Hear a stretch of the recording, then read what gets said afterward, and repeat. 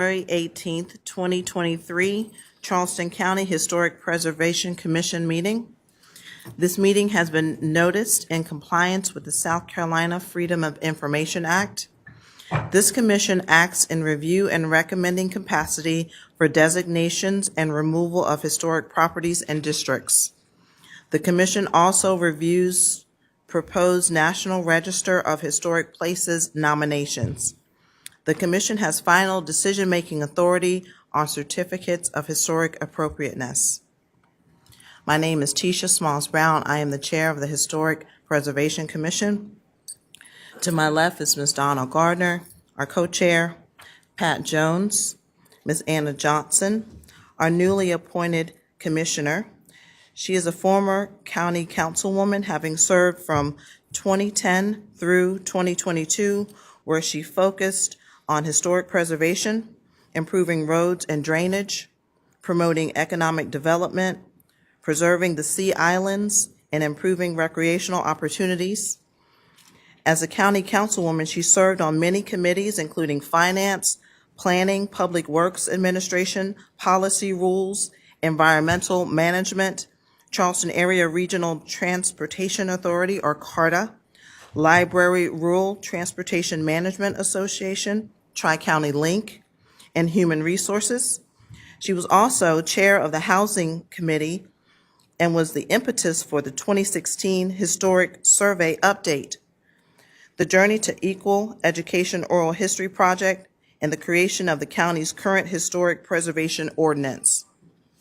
Ms. Johnson served the town of James Island, Town Council from 1993 through 1996. She's a proud graduate of the W. Gresham Meggett High School and attended Trident Technical College, College of Charleston, and Charleston University of Southern Illinois, Carbondale. Welcome, Ms. Johnson. To my right, Pat Sullivan and Ms. Melanie Millar. Seated at the desk facing the dais, Commission Attorney Mark Bell and Joel Evans, Director of Zoning and Planning. Joel, would you please introduce your staff? Who are also here are Andrew Nelson, Deputy Director, Emily Pickett, who will be giving the presentation for the cases today, and also Marsha Miller on my right. Thank you and welcome everyone. I would like to remind you that in order to get a good recording of the meeting for the minutes, please speak loudly and clearly into your microphones. The first item on the agenda is the approval of the minutes of the December 13th, 2022 meeting. Is there a motion and a second?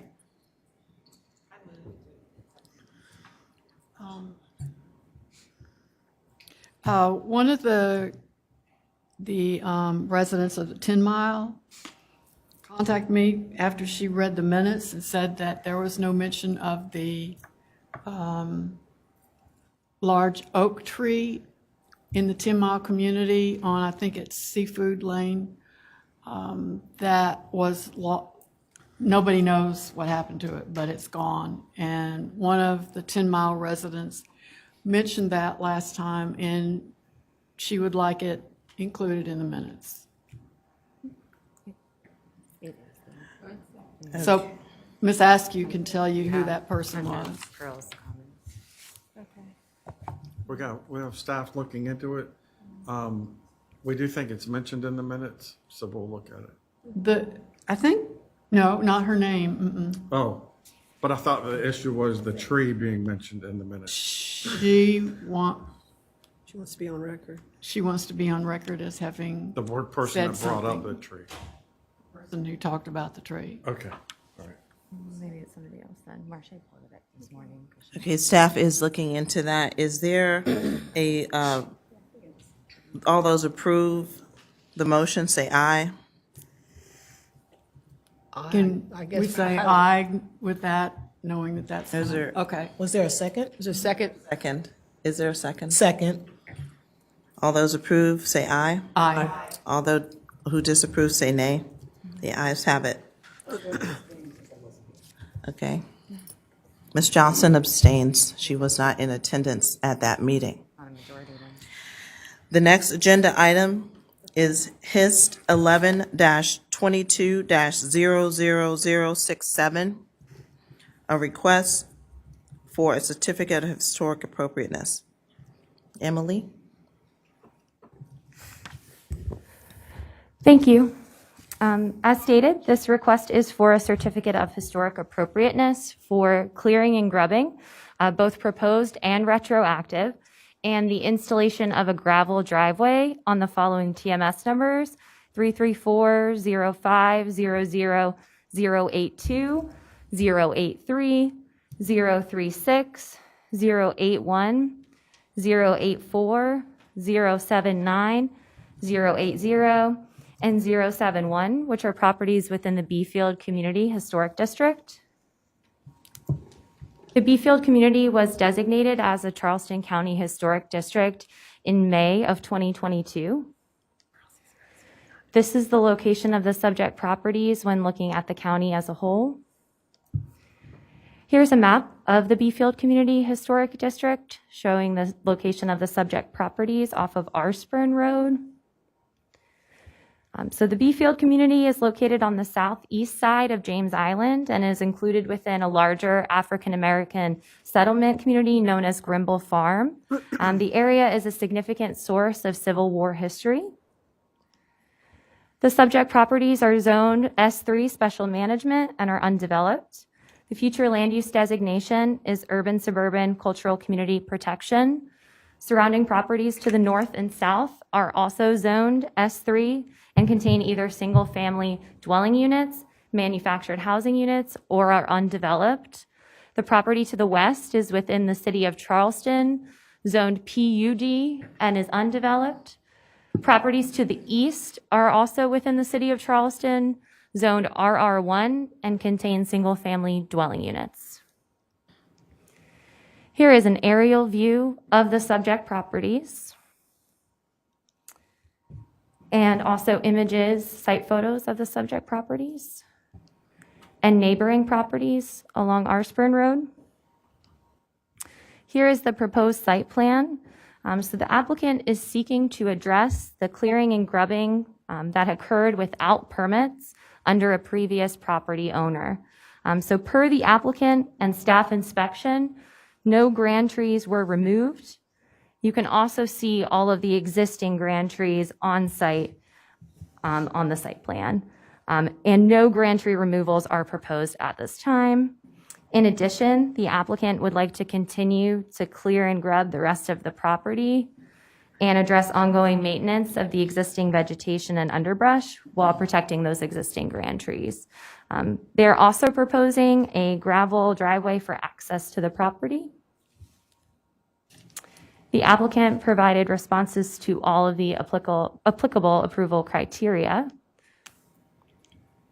And because the applicable approval criteria has been satisfied, staff recommends approval. We did receive one letter in support of this application and no letters in opposition. And this meeting was noticed as required. Thank you very much. We appreciate staff's comprehensive report. Are there any questions for staff from commission members?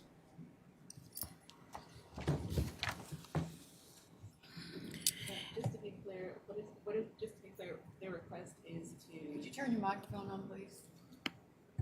Oh, there we go. Just to be clear, their request is for to have access, to build access to. Yeah, so they're attempting to address a couple things. So first, as you can see, let me go back to the aerial. There was an area at the rear portion there that was cleared, and that was under a previous property owner without permits. So we are just seeking to retroactively address that. Additionally, the new property owner would like to continue to underbrush and maintain the property so it doesn't get to the state it did previously. And they would also like to place some gravel so that those construction or the maintenance, vehicles can park safely on the property. Okay, thank you. Of course. Okay. Does anyone else wish to comment from the commission? Ms. Millar? I have a question on the intent of the, I'm looking at, obviously, there's several tax numbers here, tax ID numbers. This is to get access to the individual lots, you might understand. So this eventually will be developed, which I know they will have to come in front again to speak to us. Is that correct? So if you look at the site plan, it's just the little gravel access in the beginning that they're proposing. So it wouldn't go all the way to the rear lots, but the intention would just be to be able to park a vehicle there. Okay, thank you. Of course. Ms. Jones, Ms. Sullivan. I learned that this community is applying for Greenbelt money to turn this property into a park. And I'm wondering why the applicant thinks that he needs to come in and clear and grub if the property might change hands in the future, and if it's going to be turned into a park, then we don't know what the park would look like. I mean, somebody's going to come in and design it. So shouldn't that clearing and grubbing wait until we know the answer to that?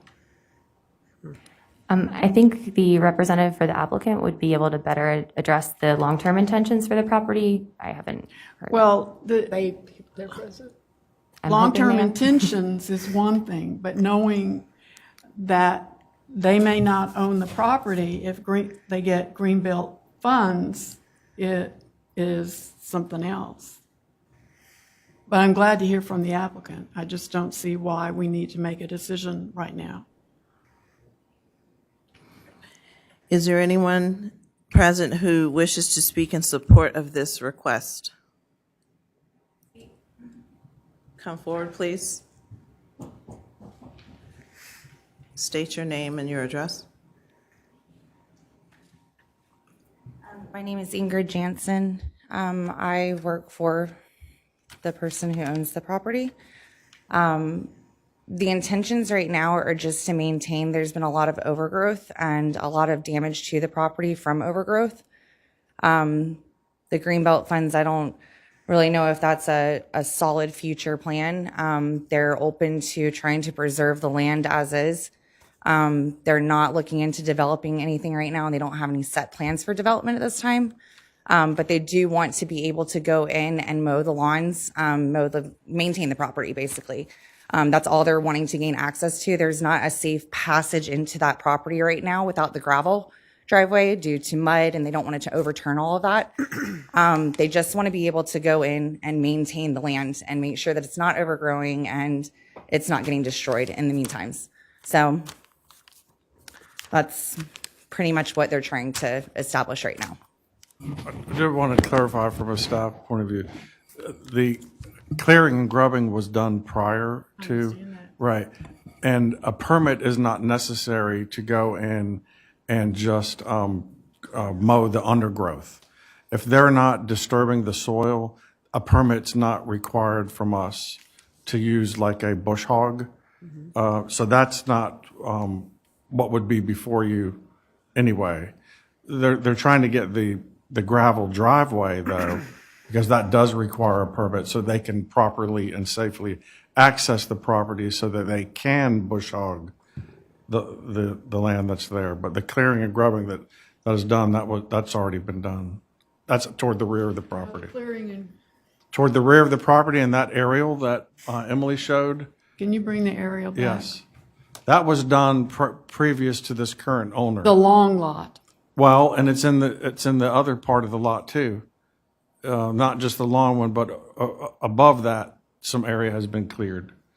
But they just want to go in, get a permit for the gravel drive to access the property, to just bush hog the other, not to disturb the soil. But what is bush Bush hog? hog is like a tractor with a mower on the back of it, where what was done there was done with a machine, like a bulldozer or a track hoe, where they actually grubbed the roots and the stumps. But here it's asking for clearing and grubbing.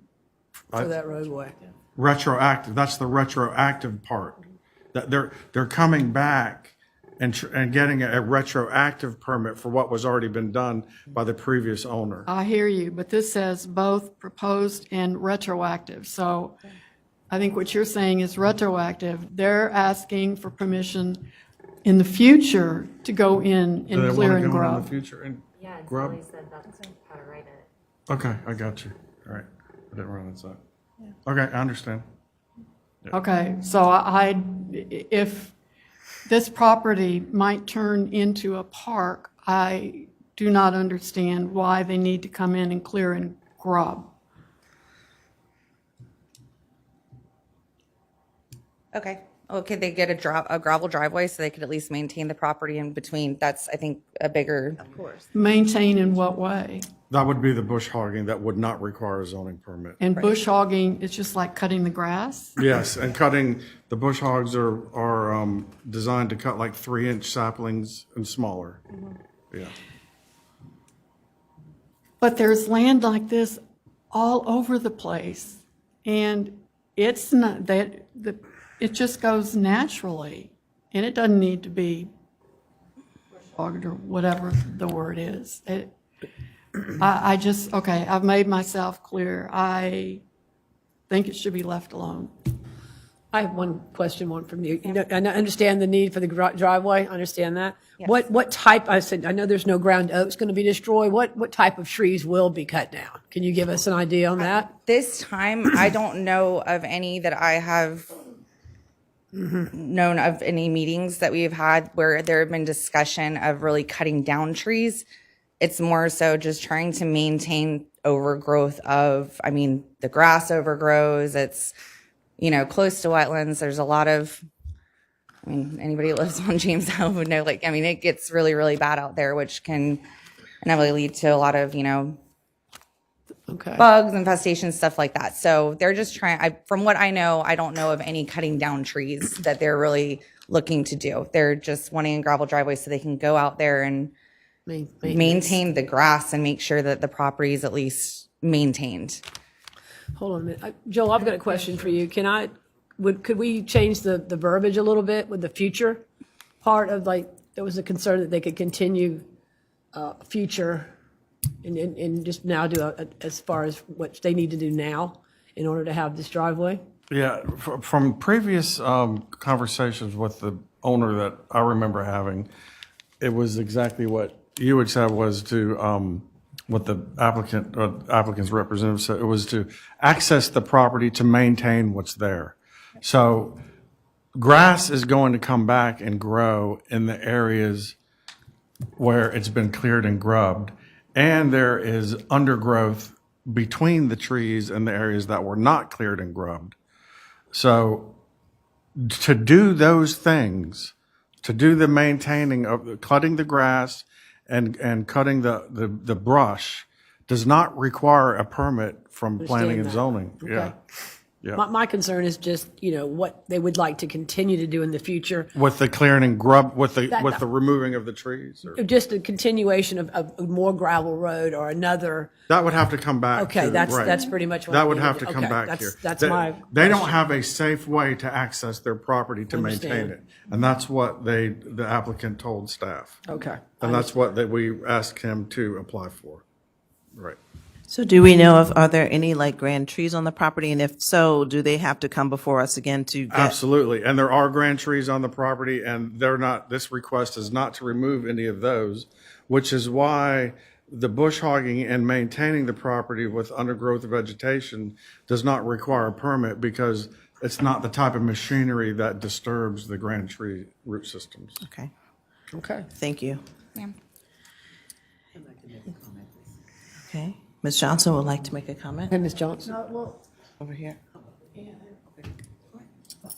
Go ahead. Okay. I still don't understand why something needs to be done now. I saw the property yesterday, and it's a lovely piece of property. Yes, the grass is up to here, but why now do they want to cut it? I saw the area where somebody already cut the grass down, and the grass is already back up again. But so what?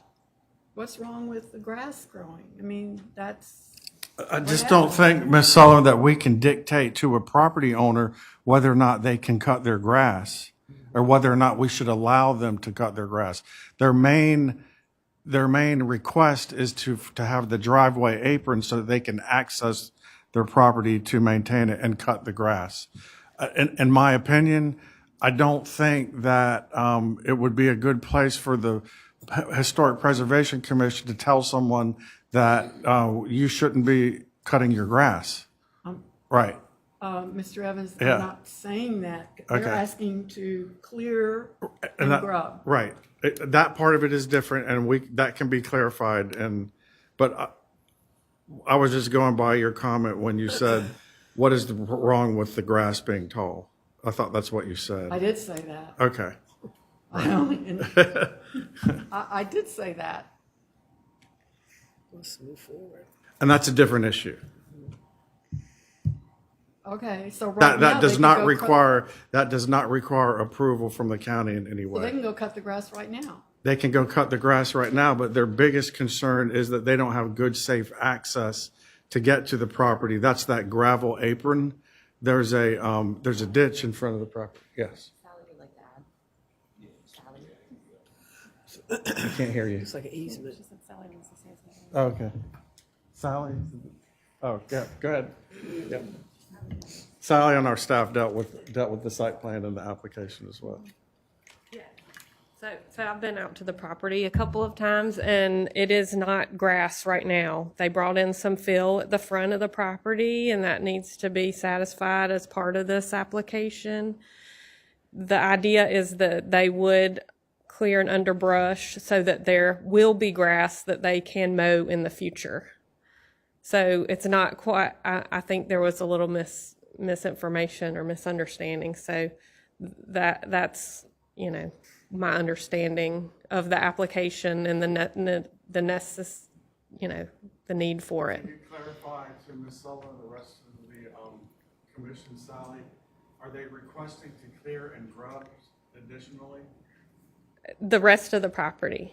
And to grub and to take up the... To remove the vegetation, from my understanding, other than the grand trees, which will require tree barricades and around those prior to issuing any permit for them to visit the site. But my understanding is that that area in the back, that they would come in and remove the other vegetation so that they can have grass to mow and cut in the future to maintain the property and to keep all the brush and vegetation down. There was some soil brought in at the front of the property that you can't see from the aerial, so that as part of that sort of fill and grading that was associated with the reason we got involved in the first place. Okay, Okay. thank you. Ms. Johnson. Ms. Johnson, you had a comment?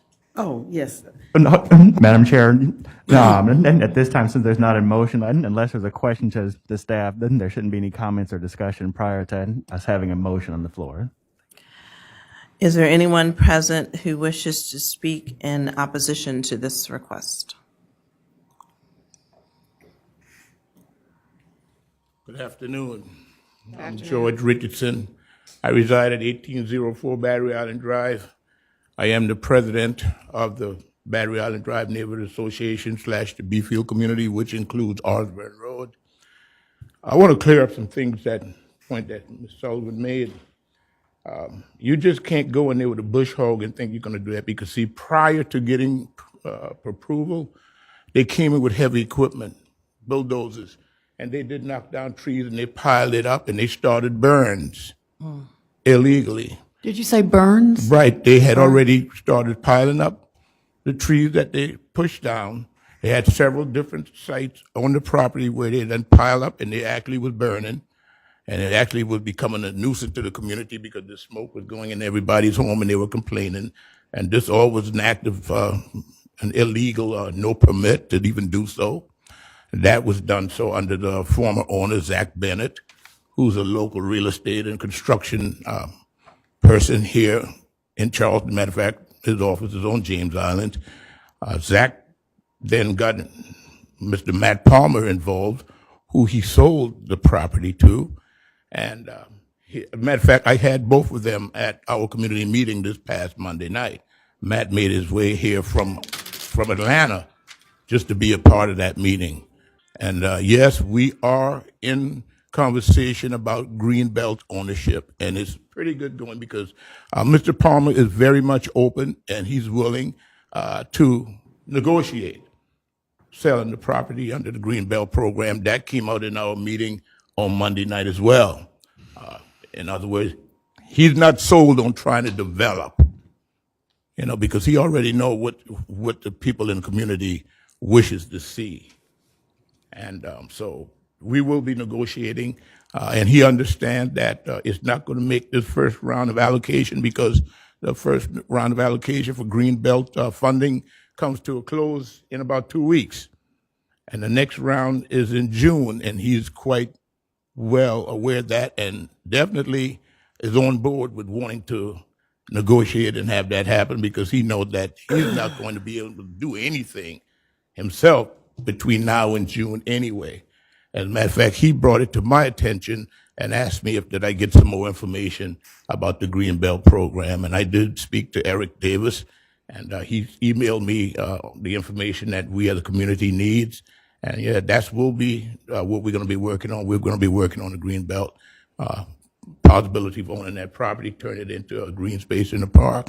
I also want to say that let's talk about trying to clear and grub and put gravel in. They don't necessarily need to put no gravel in because I live there. And let me tell you what goes on that y'all don't know that you don't see. They have dump trucks coming frequently and dumping debris on that property. So they have access to get on and out that property if they do choose to. They don't need that gravel to do that. When you bring dump trucks in that's full with load and they're able to access in and out without gravel, I tell me they don't need to put no gravel in there. They done piled up a whole lot of debris on that property since they illegally cleared it off. And to say they want to come in now with bush hog, what they going to bush hog? They have already created a situation with the existing debris that didn't get burned that a bush hog cannot take down. And as far as tampering with the Grand Oak, they did that too. Zach Bennett had a crew of Hispanic goes on that property and started cutting large limbs off of the Grand Oak trees. I approached him about that and I told him, I said, I know good and well you don't have a permit to do this. I just call it like it is because I know him. And that's how he operates. If he can get away with it, he does. Matter of fact, I got in touch with Ms. Brooks when I realized that they had been cutting limbs off the Grand Oak. And they had frequently moved the stop work order from the property. And Ms. Brooks went out there and saw it for herself and had another one put in. They moved about 2 signs before this last one, the third one, now stands. Oh, my God. It's certainly not our community that's going to do that. And from what Zach Bennett said, and Zach has nothing legally to do with that property right now. He's just an outside consultant for Matt Palmer. And he has said to me in the meeting on Monday night that, well, we want to be able to, clear it down, and we want to put up some security camera on the property because they recognize that individual has been going and trashing the property and putting a lot of illegal dumping the trash on it. My community is aware of that. We actually aware of the individual that has been doing it. And we're not, we don't support that kind of behavior or activity. And we made that known at the meeting Monday night. But this thing about, getting gravel so that they can access, it's bogus. You guys have dump trucks coming all the time and accessing that property with full loads. You ain't got to do that. They already know that we are pursuing to purchase that property through the Greenbelt. And I'm on board with Ms. Patricia. I'm sorry that I didn't get back in touch with you. I saw you attempted to reach me through, I think, email or something like that from Mr. Cubby Wilder, but I'm a pretty busy guy. But I'm sure glad to be here now and get to Glad see you're you and here. to hear your side of it, because apparently some of these folks on this side don't quite get it. You know, they don't quite get it. Matter of fact, I would ask, when the last time you been out there to take a look? But you haven't. All right then. Sally been out there. She know what I'm talking about. I don't think they need to go in and say what they're going to do. They can't do a good job because they've already created a mess. How you going to take a bush hog and go in there and you got debris piled up that high that you was burning and they had to stop? And they're located in different areas of the property. How you going to cut that? As a matter of fact, Zach Bennett went on the property and started planting bamboo trees around the perimeter. But he no longer have anything officially to do with it. He's just an outside consultant. At least that's how Matt refers to him, because he lives here and Matt lives in Atlanta, and Matt is not a developer. And if he was there, he would tell you that. He works for Kellogg. He sells cereal. And that's exactly what he said to us on Monday night, because Justin Swebler from the Historical Foundation of Charleston, he was at the meeting Monday night as well. So I'm not going to be redundant in saying any more, but this stuff about misinterpretation, misprint, I wasn't worded right, forget that. I'm here to tell you what is and what isn't. And what they want to do just don't make any sense. Thank you. Thank you.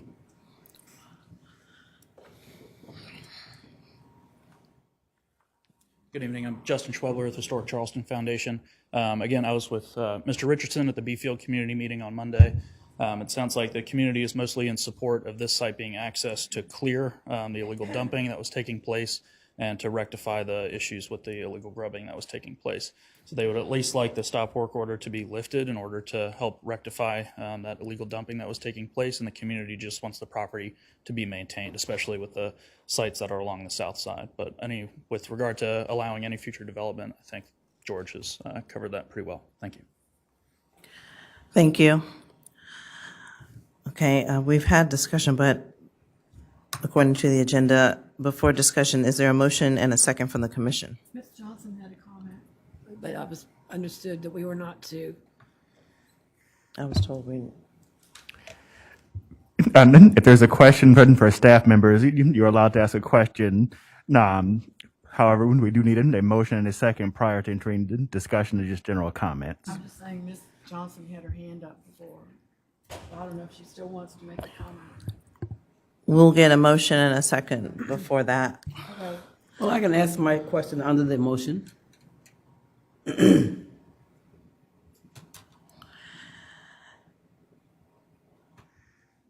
Okay, is there a motion?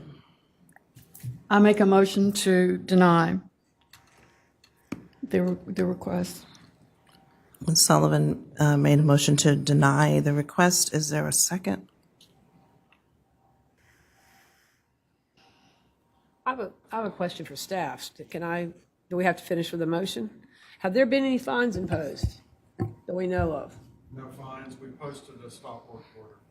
And when we posted the stop work order, that is what initiated the new property owner to come and speak with us. And in his description of what he wanted to do, he wanted to have access to the property and maintain the property. That was what he told us.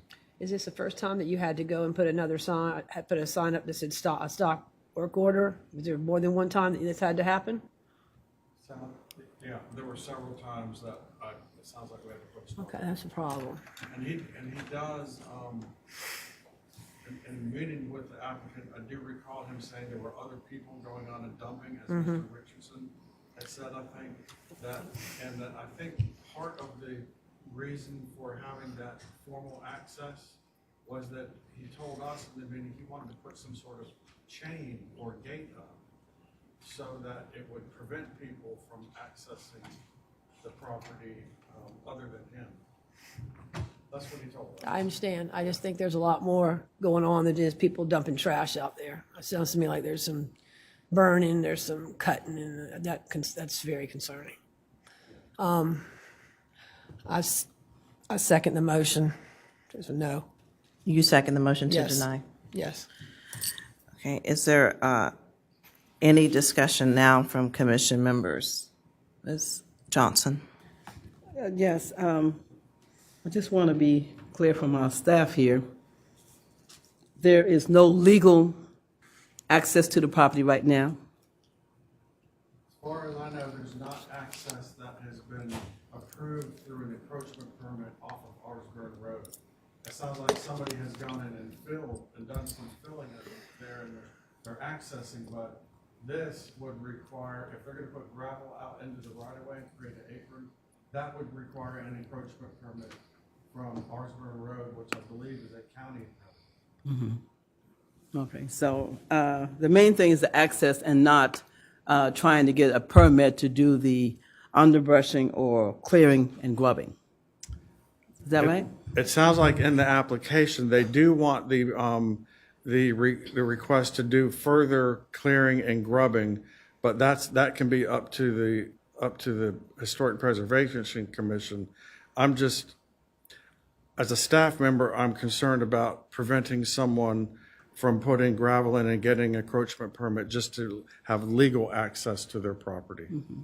That's all. Well, I would say, that's my concern. I don't believe in people not having access to their property. However, if this to me is two steps. The other step is the permit for clearing. That shouldn't have anything to do with the permit for the apron. Correct. So we're just talking about giving access, legal access, then I can go with that, but not with just going to clear. Or to grub. Actually said, and grubbing. Right, so we can get the terminology correct. Yeah, we have to have that clear. The clearing and grubbing permit includes the ability to go in and actually dig up the sapling stumps and do earth disturbance. The clearing part of it, if you're not going to do that earth disturbance, can be done with just a bush hog, which is different than going in with a large machine and disturbing the earth, which requires that approval from stormwater. And as Sally said, requires the tree barricades to be erected, because then you start disturbing the other larger trees that are protected. Okay, thank you. Madam Chair, I have one thing. Yes. Excuse me, Joel, what are the chances of the applicant following through, just doing what he has proposed, what he's requesting? I mean, what are the chances of him not doing that, and what happens if he does not do that? If he does just the opposite, as Mr. Richardson mentioned? If the applicant is working outside of the permit that's requested, and if it's granted, and the permit that's issued, it's a violation, and we would have to go after the property owner as not being in compliance with the permit that was issued. Would that entail a fine, or? It could, yes. Okay, Yes. thank you. So is it correct that the way the request is worded now, it would have to be changed? For just clearing only, and I think if the concern is that from the HPC that there's continued grubbing, which is the removing of the vegetation that would include earth disturbance. Yes. If that's the concern of the HPC, then the grubbing part should be removed off of it, and it would be just to access the property to maintain the vegetation that's there and use a bush hog. Yeah. Understand. Is there further discussion? They're also asking for the retroactive, so that is another distinction the board could make, is to grant them the approval for the retroactive permit for what they've already done, for what they've already cleared, but not for the future. That was the previous owner that did that. That helps them clear the violation that they have. That's the initial violation that we wrote the ticket for. It's not, the current owner didn't do it, the previous owner did it, and to as Andrew just said, to lift that violation off of the property, they're asking for that retroactive. Okay, so we need to separate things out here. Yes. One could be actively saying, yeah, we forgive that. Yep. Two is installation of a gravel driveway. And then 3 is the clearing and grubbing. Grubbing is digging, but from my understanding of clearing, that can include taking down small trees. And that It'd be the concerns me brush. It'd also. be the brush, yeah. Well, then we have to be extremely explicit in brush. Brush to me is like something like this. What I saw yesterday was just grasses. And a lot of trees of different circumferences. But if they're going to turn this into a park, let the community work with a landscape architect or whomever they choose to work with to decide what stays and what goes. There's nothing wrong with little trees, and trees absorb water, and I have to think that they have flooding issues in this area as well. So if we go in and remove trees, no matter what size, that's going to add to flooding. Even the grasses, what's wrong with leaving the grasses? Grasses soak up water too. And the grasses being there, what are they hurting? Just let them be there till we find out what's actually going to happen to that land. If they want to turn it into a park, then leave it be and let them work with a designer to create what the park's going to look like. But there's too much flooding in settlement communities that I've seen all over.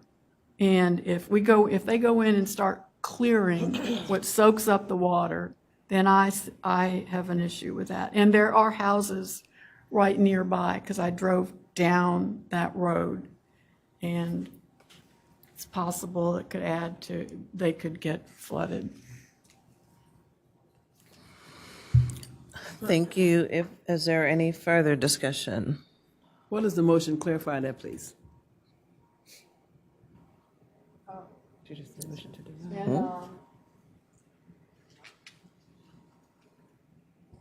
There is a time for the vote now, then. Okay. Yes? And I hear you, Pat. I'm kind of like with Joel. I don't know if we can tell people what they can and cannot do. Can we amend? Is that correct until that's changed? No, I mean, there's a motion on the table, and it's been seconded.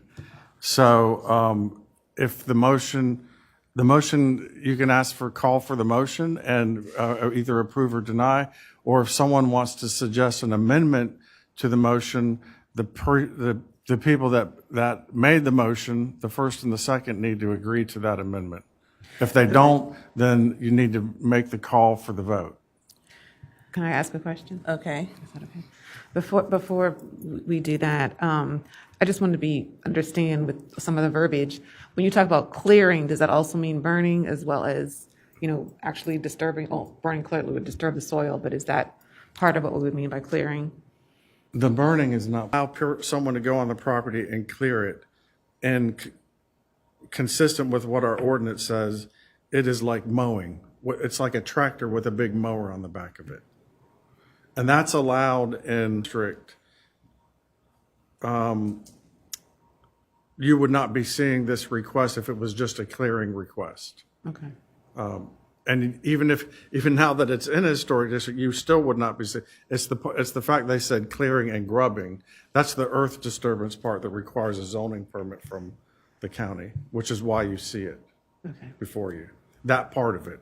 There are different parts. There's the retroactive part, like you all said, and then there's the driveway part too, which both of those required a zoning permit. One they're asking forgiveness for because they did not own the property when it was done, and the other, the driveway, is something that they requested to us so that they could access the property and so they could have controlled access. They wanted to put a gate up there so that to deter people from just entering it and dumping. That's what the applicant told us, that there were other people going on there and dumping things. And if we were to give them retroactive allowance to have done what they did illegally before, that The violation that's currently on the property to be removed. The way the ZLDR is written at the moment is you are not allowed to get a permit for any future work if there are violations on your property. So they need retroactive approval of a permit to clear that violation.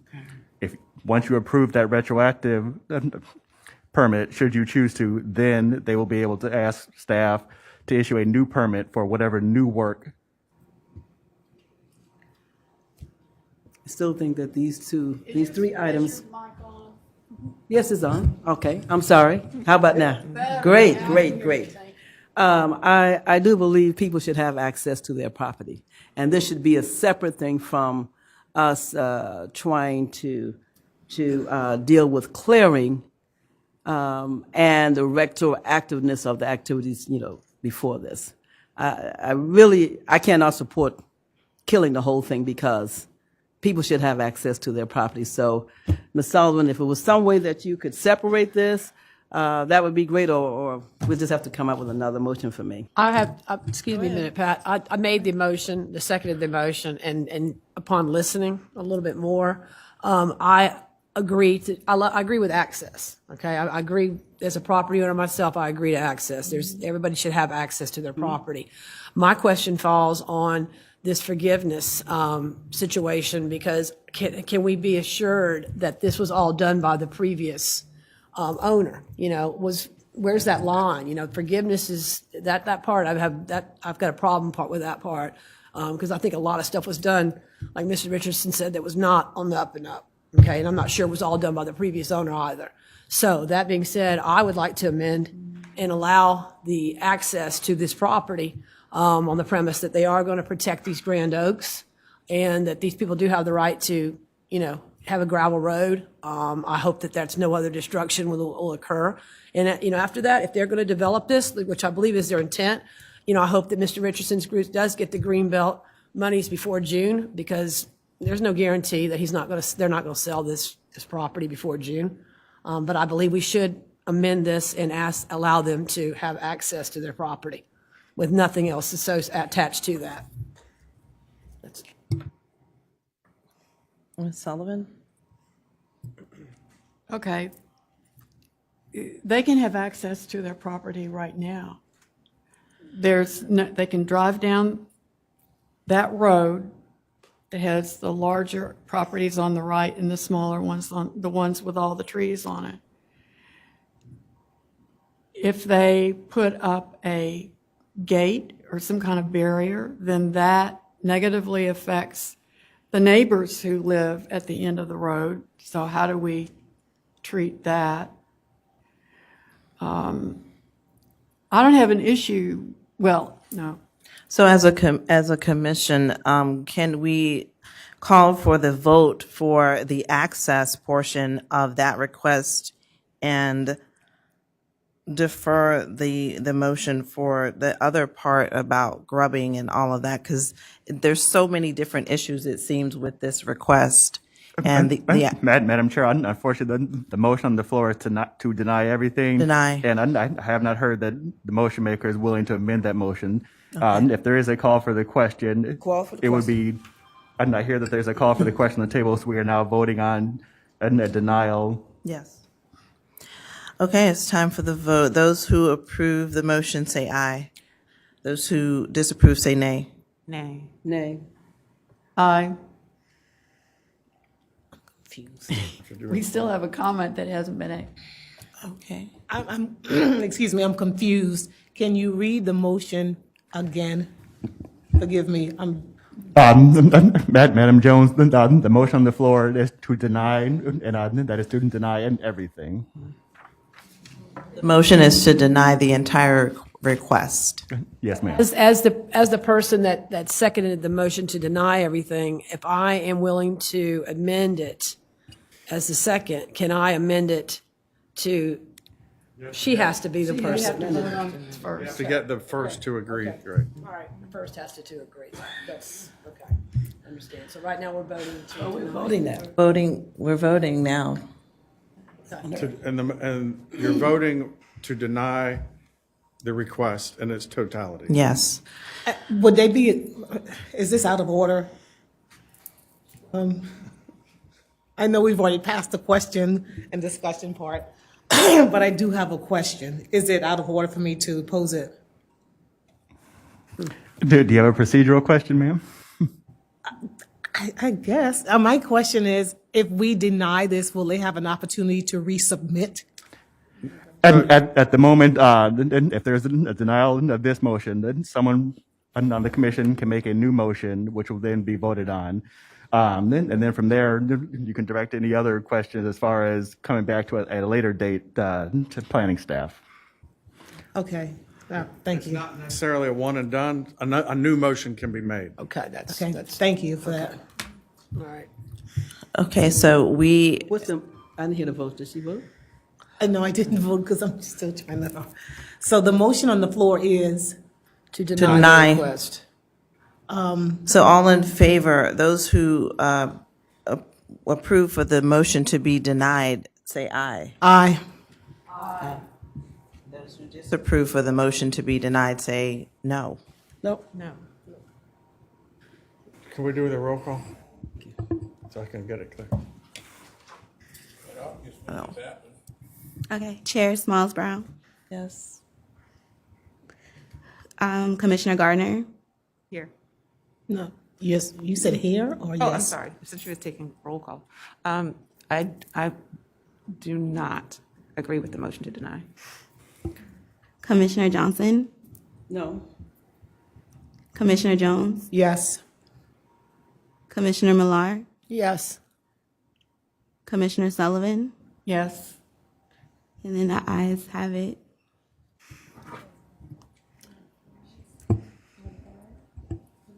Okay, the ayes have it.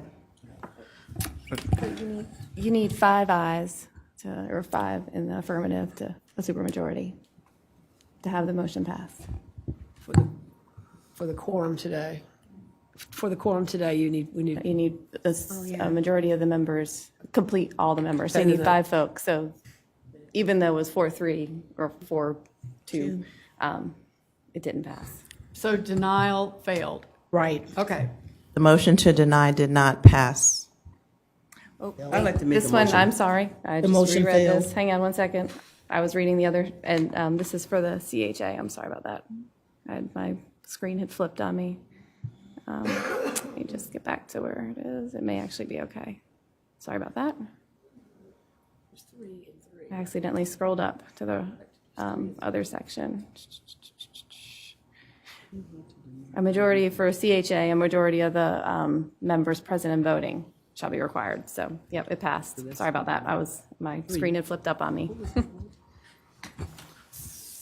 So the motion to deny Aye. Has been Has approved. has been approved. Passed. Yeah. what is the vote count? 4-2, I think.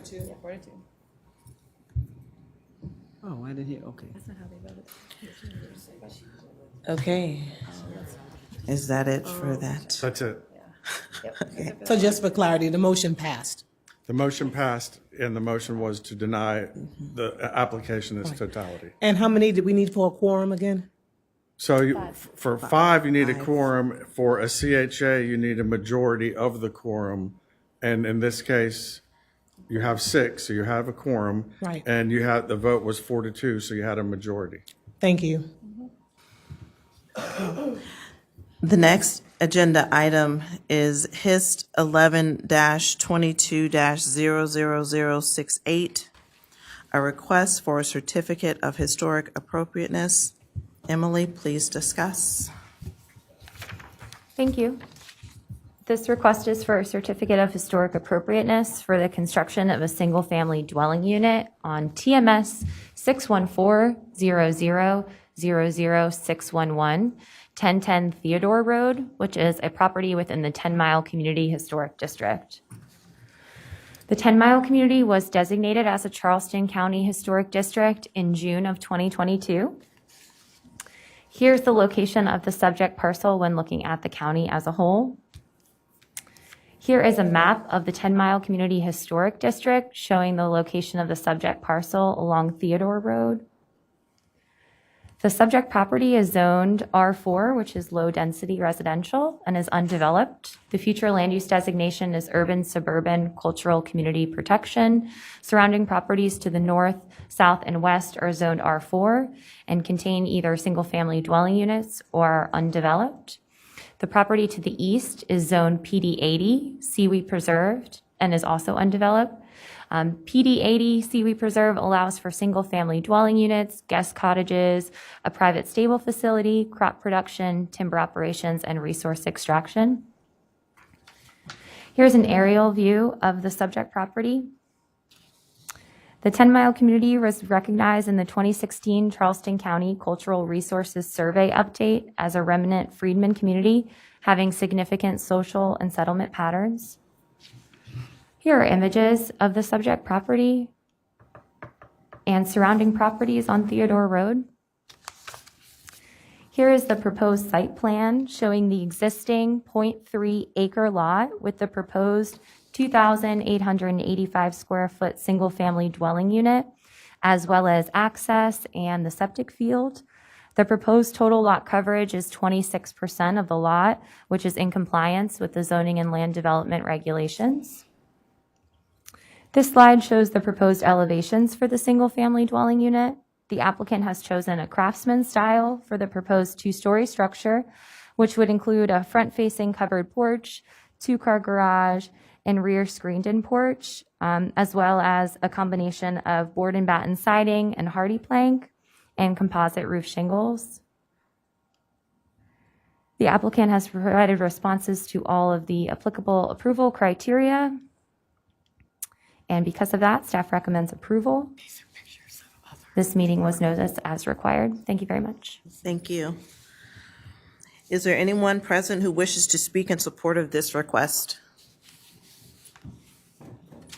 Please state your name. Good afternoon. My name is Bill Brodsky. I'm the contract vendee on this property. I'm the one that will be building this house. I try to take all right. But this is the site. So this is Theodore Road. This is the house. This is the septic. This will all be grass, and then we'll have areas of planters. And we'll plant I want to plant a magnolia over here, a rago palm over here, in this area. And then as you enter through the front walkway, shorter bushes, grasses that wouldn't overwhelm the house. Too often people build and they put a tree close to the house, but they forget 10 years later that tree grows into the house. So I want to keep everything low. All right.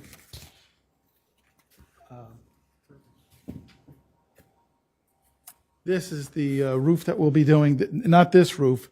It's a pewter roof, so the roof is a darker gray, but it will have this thatched architectural look to it. All right. So I think it will give it style as well. All right.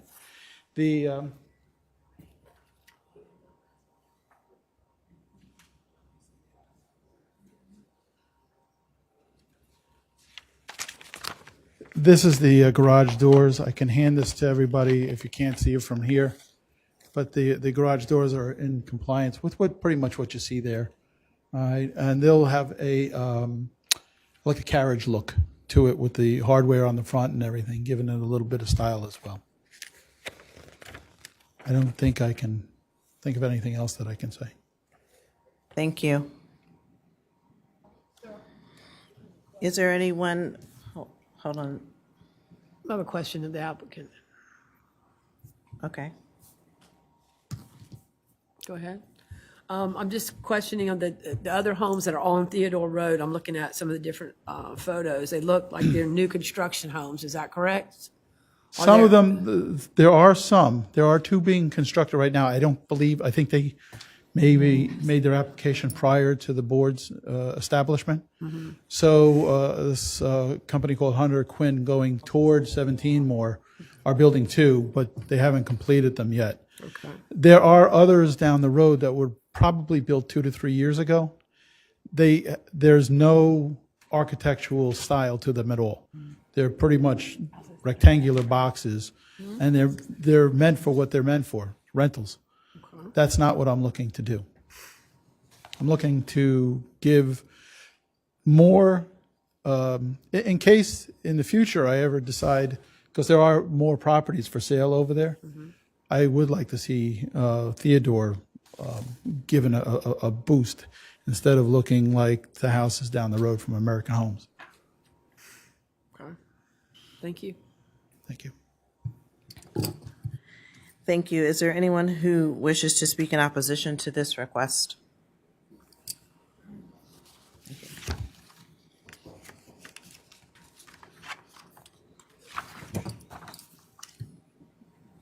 Evening. Hi, state your name. Laskew, 977 Gadsdenville Road, Allendale, 29429. It's not in total opposition, but under the circumstances, the fact that we just recently became a historical district, he explained to you very well what he intended and what he is about to build. We have some other members here from the 10 Mile community, and we are interested in the entire community, and it would be very nice the next time that if you'd come to our community, I'll give you my information, and we can have some good conversation prior to coming to the board for future development. Yeah, we'd appreciate that. I intend to continue to buy, so I would like to get to know the community better. Absolutely. What's on your mind, and I could Our mind, on our mind. Thank you. We did have one concern from one resident, Jerome Vanderhorst. He said that because of the homes that was built there previously and upcoming homes, a turn lane is definitely needed there. We want to put that on record for Theodore Road with all the development in the 10 Mile community. And with all the homes that's currently on Theodore Road, he also expressed the need for speed bumps. And I don't know if this is a single home, which is a good thing. It's not like other parts of 10 Mile with huge developments. But this is, we have to put all of this in consideration going forward because that community is growing very rapidly. So please do make note of that on record. Thank you very much. Thank you. I have a question. Yes. Ms. Askew. Yes. So you approve the design that he's showing here? To be honest with you, he showed it to you, to you guys. Y'all didn't I see didn't it. see it. Yeah. You showed some additional designs? Well, they're going to approve it now, so let's, well, not only me, these gentlemen, these people in the back, of course. Yeah. Do you mind? It's not going to take long. Is that appropriate? Yes. Well, while he's doing that, I guess I just had a concern that this is 2 stories and I see all of the other homes are single stories. So I just wanted to make sure the community was okay with that.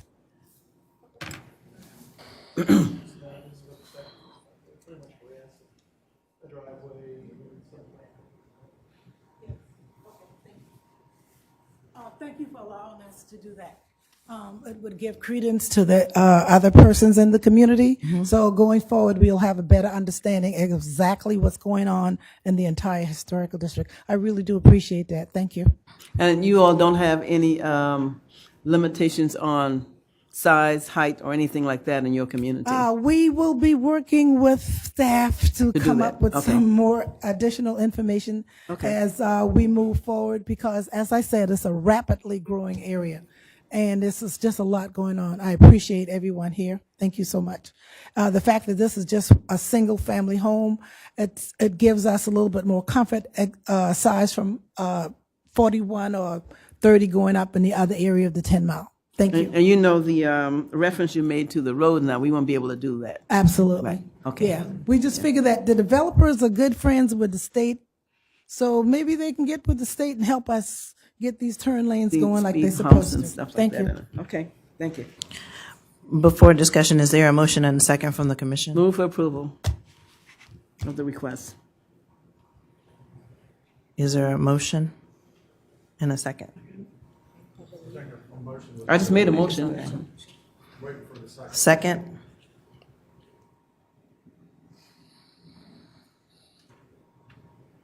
Okay. I'll second. Okay, there's, yes. Discussion from the commission. Ms. Sullivan. Okay.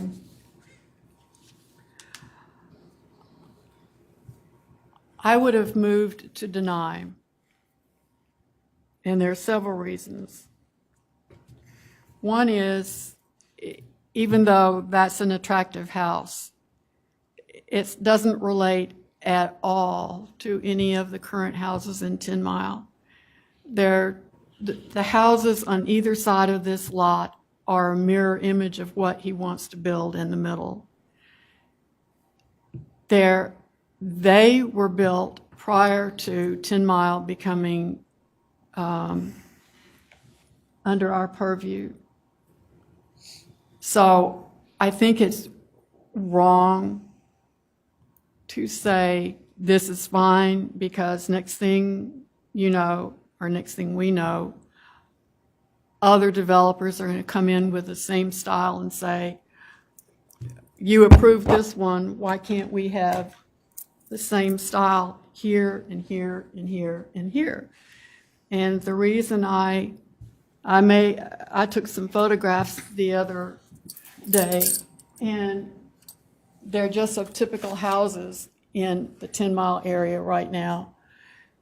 And this nowhere resembles, it's not even an architect's attempt at, well, let's take what we have here and see if we can work with it for what's newly built in 10 Mile.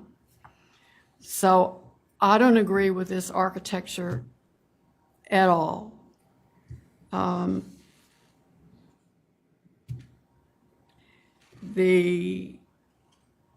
Something else that's, the other thing is this has come up before, but the zoning here allows him to put a house where he wants to put a house because of the number of units per acre.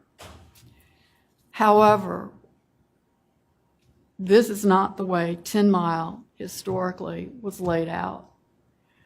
10 Mile is typically one house per acre. And I have a problem. The two houses on either side were built prior to our getting involved here, prior to 10 Mile coming under our purview. So I have an issue with coming in and squeezing houses in the way this developer wants to squeeze a house in between. Another thing I noticed, that it's too late to do anything about it, but these lots were clear cut. If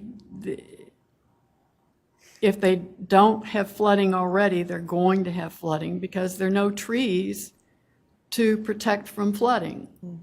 If you're facing the two built houses with the empty lot in the middle and you look to the right, there's a huge woods. Also, if you look behind this lot, it's all woods. So it tells you that's what this lot used to look like. It used to be wooded and it was clear cut, which is an issue in the settlement communities. And I don't want to approve this. It's like approving something that's going against what we stand for on this commission, which is protecting these communities. So that's kind of, that's my rationale for wanting to deny this. I am not for this at all. Thank you, Ms. Sullivan. Is there any further discussion from the commission? Yes. Ms. Johnson? I want to know, what is the size lot? 1/3.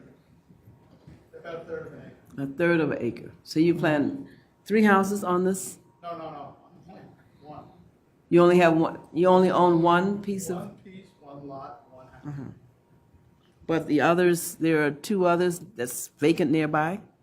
So there's a lot of vacant property on Theodore. Okay. But not where this is. The 2 adjoining lots are both established single-family houses. Can you show us the aerial view again? Right there on the screen. You see it? The aerial view. The aerial view, could we see it again? Sure. I just was going to clarify, those are the two lots on either side, and then here's the aerial. This is right in the middle. Okay, well, let me just finish my thoughts here. I was thinking that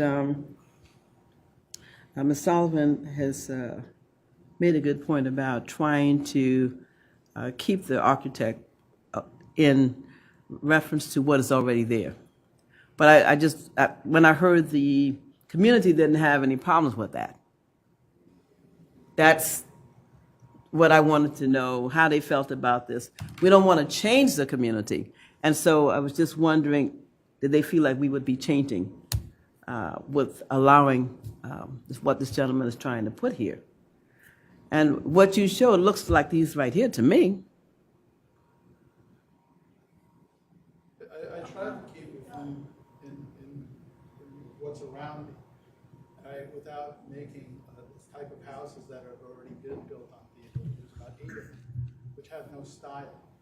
These houses, what I can say to what Ms. Sullivan was saying is that this is a single-family house. We're staying in total compliance with what... Can you come to the mic? We're staying in total compliance with what the zoning allows us to do. I'm not changing that. I'm trying to do the best I can with the single-family house, with one house, all right, to do it and keep myself in compliance. With denying the application for us to go forward with the application, you're denying the rights of the property owner to sell the property, because then there's no way that they can sell the property. They can sell the property. All right, so you can't go back and change. These are single-family lots that already exist throughout the 10-mile community, throughout Mount Pleasant. All right, these are single-family houses. How they're built is the important part. Not to say that you're negative to everything that's going to come in here and say that we can't build at all. All right, then the homeowner or the property owner can't sell their property, all right, of which they've paid taxes on it. All right, so all I'm trying to say is what I try to do the best I can is to work with what's around us so I can take the single-family lot and build an attractive-looking, well-designed house that you see that there's other houses in the community. All right? And, you know, I have every intent to move forward and build in other places. I have to be back before you board again because I'm going to be buying property in the Phillips area as well. And that has a problem, which we've already met with your board. So I would like to work with the community, all right, and make sure that I'm doing the right thing within the community. And I thought that's what I was doing when I originally made this application. I was building a house that is stylish, that is attractive, and is already in that community. That's what I'm trying to do. Okay, and I think, Ms. Askew, did you want to make a comment in reference to the community? If you could come up front, please.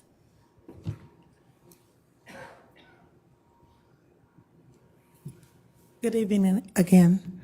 In reference to the comment the gentleman just made, I was speaking to one of our residents here, and as far as the style is concerned, we were having a small conversation, we did not know we had a total choice, if you will. Understanding the gentleman was looking at a single-family home across the street because in certain areas of 10 Mile, residents are trying to improve their homes, if you will. But going forward, at this juncture, the fact that he is going to add other homes, he said he wants to do other homes, I believe that going forward, because we are currently a historical district, I believe that the dialogue would get much better. That's just going forward. Right now, as I spoke to, as I said, Jerome Vanderhorst, Mr. Lester Capers, and Mr. Nathan Hutchinson, who live within this vicinity, and prior to coming here, and they didn't have a concern. That does not mean that Ms. Sullivan's comments are not valid. But we have a lot to do within the 10-mile community as reference to speaking to staff and continuing the dialogue with huge developers as well as individual. Thank you. Okay. And just to clarify, thank you. For the gentleman, you said 1/3 of an acre. This house is going to be built on 1/3 of an acre, correct? Okay. And I was just wondering, well, maybe this is a question for staff first. Can we delay this so he can talk with the community to try to come up with a design that might be more applicable to what is there? The Historic Preservation Commission can request that it be deferred for that, to get with the community to get more information if they choose to. But that's up to the planning commission, up to the applicant to agree to that or not. Well, here, one other concern I have is, and I have to give respect to what Ms. Sullivan said. We want to look at flooding, and we want to look at the character of the community. I do believe, and we also need to look at affordable housing, as well as, we have a shortage of housing here, okay? And maybe that's my council thinking, but if there's a way that the gentleman could agree to look at his drawings and see if he could work with the community a little bit more to make some adjustments so to look more like the community, because that is a little different. That's a big difference than what the pictures were that I saw a little while ago. And I know that people in the community want to do some upgrading, according to Ms. Askew. So they may want to upgrade to, like a 2-story. Maybe that's okay. But from what you showed, it does change the character. And I don't want to be the one to start changing the character too much, although you have these 2 houses right here. Yeah. First of all, let me comment on what Ms. Sullivan had to say. It is not true, by any means, that the 10-mile area is built on 1-acre lots. All right? They're not. The overwhelming majority of those lots are built on anywhere from about 1/3 to 1/2 acre. Okay. All right? That is what's built, and that's that's almost what's in its entirety on Theodore, or basically 1/3 and 1/2 acre lots. All right. The problem with what you're saying right now is, I don't know if anybody, more so myself, knows what the character is. There is such diversification of housing within that whole community. There is older homes. My home is a proposed 2-story home. All right. It's definitely an upgrade, all right, compared to what's being built on Theodore. I believe I have a far better style than what was built by D.R. Horton. There's a small cul-de-sac as you go down Theodore, and then you have the entire, I think it's called Bees Way or something, that big subdivision within there. All right, our housing is much more, and those lots are on about 4,000 to 6,000 square foot lots. Those are very small lots within that community. So we have larger lot than most of the area around there. We're pretty much keeping us within the style of housing that's right there. All right. I don't know if anybody can give me an indication of exactly what is the character of what is. And as I said already, it is my interest to build and to work with the community. I have no problem with it. But I think once I'm done, if this meeting gets pushed back, I think once I'm all said and done, nobody's going to be able to give me an exact idea of what the style is that the community has, because I don't know if it has a definitive style. And that's my problem. Where do I go? What do I do? I tried to do my best so far. I'm going to withdraw my motion. I have seen older communities that people have had beautiful architectural designs. and still keep the look of the homes that were there. I think that's what I think And that's so, what I'm offering. I think you could do a little bit more with that, but I'm just going to withdraw my motion, Madam Chair. Okay, thank you. Thank you. So there's no motion. I have a question for staff. Okay. Now that this is a designated historic community, it's been designated, will there be changes made to zoning where the number of homes? That's a great question. Couple things. Well, to answer your question on that, possibly we're working with the town of Mount Pleasant staff because this is a donut hole in the town's planning area, where and with the community members that seem like they have interest in changing the zoning of the property from the district from R4 to S3, which R4 is 4 dwelling units per acre and S3 is 3 dwelling units per acre. So that's the short answer to that question is yes, we are looking into that possibility. And I think Ms. Askew sort of alluded to that a little bit when she was speaking, that they're working with staff on the zoning, which would be the density in this case. And that's I'm assuming that's an involved process, It's going to be quite, very yes. lengthy process. Yes, very, very lengthy process. And it'll be done, we're looking at doing it through an overlay zoning district that both the town and the county would adopt simultaneously. And it wouldn't just be the density, we're looking at uses inside the historic district as well, because as you probably know, some of the older settlement communities were not just always residential. There was a small commercial aspect to them, like the local barber shop or the sweet shop, which have been zoned out over time. And we want to take that opportunity when we review these through the overlay of possibly resurrecting those uses to a limited degree within the districts. Thank you. That gives me Yeah. a lot of information.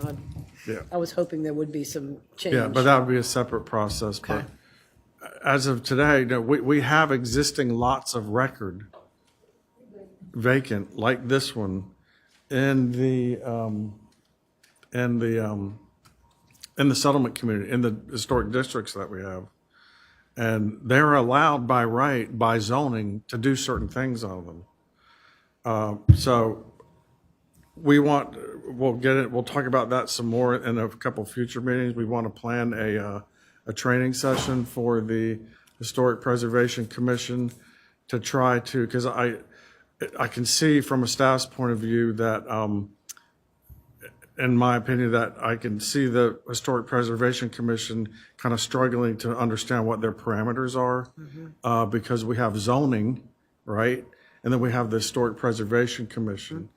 And these are lots of record that, as was presented by the gentleman, that someone's paying taxes on and being assessed as the ability to have a single-family detached home on them. So without going into any more detail, we'll get to that more in the training. I think the Historic Preservation Commission just needs to be aware of that. And by making statements of, it shouldn't be built on or it should remain vacant because the density of the area is not built that way, that's a setup for the county to not be successful in a challenge. Yeah. Thank you, Joel. We have a gentleman in the audience who would like to say something. Yes, sir. Good afternoon. My name is Willie Thompson, Jr., and I have 1 acre of land in the 10-mile community area. And I'm concerned as to, you have people paying taxes over 100 years on property. And the worst thing going right now, there's no way that they can develop that property. I have an acre that I already deeded to my grandson. I built 2 houses in this community we're talking about right now. I live West Ashley right now. But what I'm trying to say here, we are lacking the knowledge of what's going on in the community. I have not been in the conversation actually how the Heritage Foundation work. for our community. We have some beautiful houses in our community. I am concerned as to what can we go. Land is not being manufactured anymore. You got to use what you got. And if you put something in place that we can use our property, then be better off everybody. And the income level, I don't think too many of us make $50,000 a year that live in the community. We have young people don't come back to our community because they can't develop their property. Something going on here that just got me concerned as to why is it that we cannot have a meeting about what we can do with our community. I don't see anybody here that I know live in my community. I'm 88 and a half years old. And I'm so sick of this kind of gerrymandering and moving around in Charleston County. I mean, money left for the developing community. No, nothing done in our community. Drainage is bad. Road is bad. Nothing is going on. And someone coming to the community want to help us, then we deny this person. Something here right here. And I would like for somebody to tell me what can we do with what we got right now. Land in the 10 mile right now is probably all messed up. People can't do nothing with the property, and none of the young people coming back. My grandson, he looked at me and said, Daddy, what can I do with the property? Because with the way the law is reading now, we can't do it with the property. That's my major concern. Thank you very much. Thank you. Well, Madam Chairman, I just want to say that let me just learn about the character of the community and the way the buildings would look. But I don't know the criteria for what was considered when 10 Mile was put in the, I think it wasn't for architectural design. I guess that's, of course. Am I right? Y'all? Is it just as, how did it get in? Let me just say that. I forgot. I would have to look that up. I would have to look that up. Okay. Can we defer this then? Maybe make a motion to defer? Since, Ms. Johnson, since you removed the original motion and the second, that would be removed as well with that motion.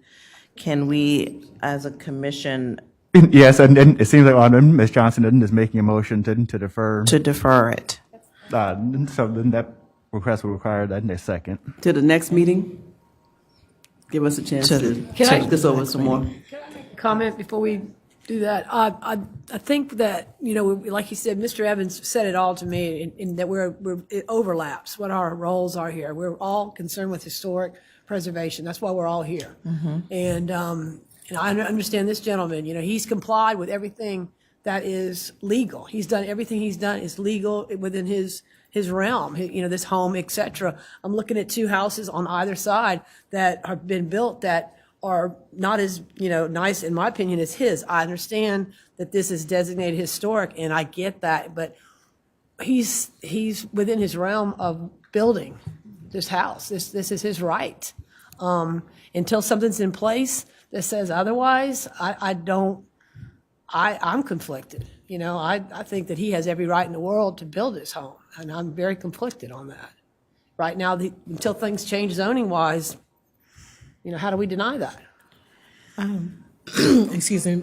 There's a gentleman in the audience. Can we have him come up? Yes. I'm Ed Honeycutt, 975 Warwick Oaks, Mount Pleasant. And I'm a realtor. I represent the current owners of the lot who are selling this to Mr. Brodsky. And they are Aubendaw, Mount Pleasant people who totally respect the land use and everything we're talking about here. They bought this land knowing they could build on it under the zoning ordinances. And to deny them the opportunity to do that, especially when this gentleman is building a house, which in my opinion is equal to or better than the houses on either side. I sold the house to the right of this house. And I just don't understand why, when he's presenting what we have here, a very nice architecturally designed home, and I know he will do a very nice job, with the all the amenities to it. So, and then as far as flooding, this is ex-flood zone, so there's no flood insurance required. I know we don't we shouldn't condone clear cutting lots, but the current owner had nothing to do with clearing this lot, as did Mr. Brodsky. So I just think it would be disheartening to these owners who do need to sell the lot and have done everything that they are supposed to do so.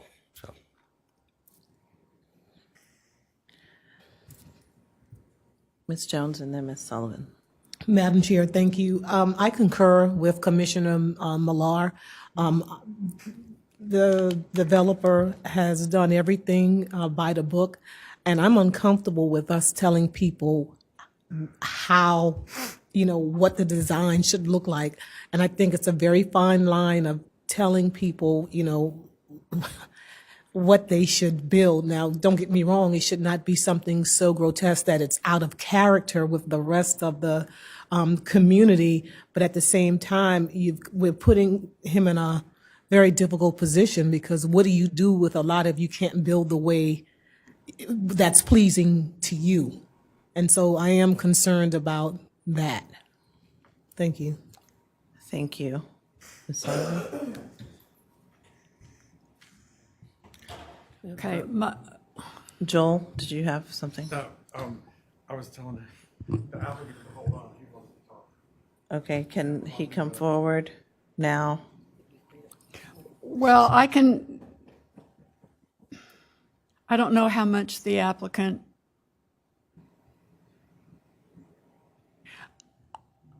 I don't know how much she took into consideration what the current historic houses look like.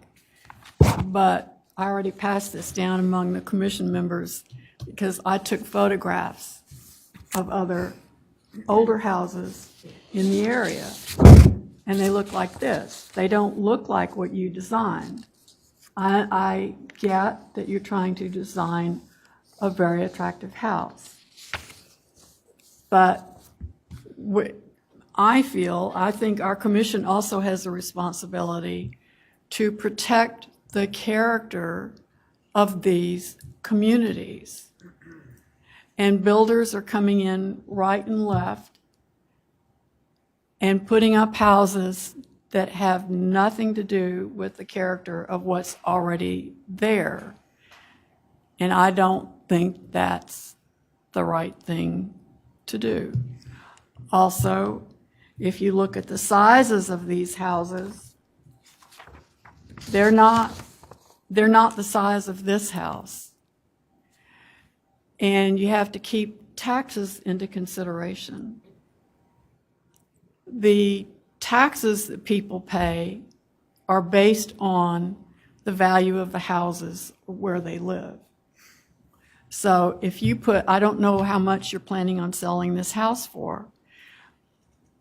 I don't know what the houses on either side sold for. They were built in around 2019.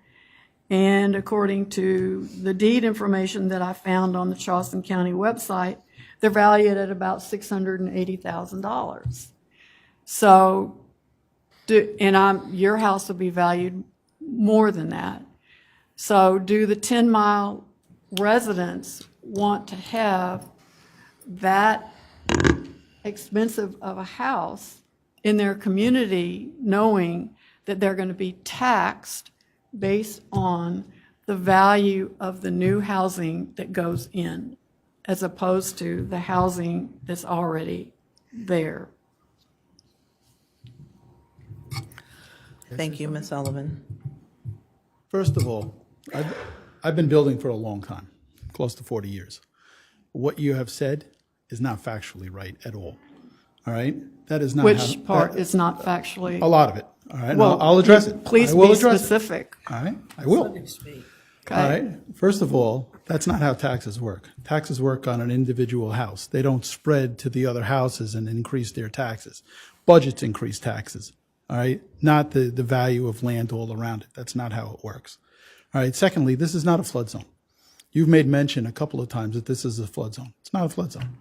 All right? There's no flood insurance needed here. In fact, what I will be doing on that is I will be putting in additional piping going along the edge of Theodore, so I make the road more attractive. Right now, if you're driving at night and you drive into one of these ditches, you'll ruin your car and probably hurt yourself. That's not what I want on the front of this property. I want to take piping in accordance with what's already been installed on Theodore and make it longer, and so to flatten out the property so nobody's on that property will have a problem pulling in and out of the driveway. All right? As far as architecture is concerned, you cannot build one of those small little ranches. First of all, the lot's too narrow for it. All right? Secondly, if you take with what the board was saying, the consultants, if you increase the zoning in that area to an S3, this lot would still conform. It's over a third of an acre. An acre is 43,560 square feet. It's in excess of what a third would be. All right, so it still would be within the S3, not within the 4. All right, so, and at this point, I think with 10 Mile, all right, and I do agree with what the residents are saying. It would be a good idea to come down and sit down and talk to them to get what's on their mind, but not now, because that's a process.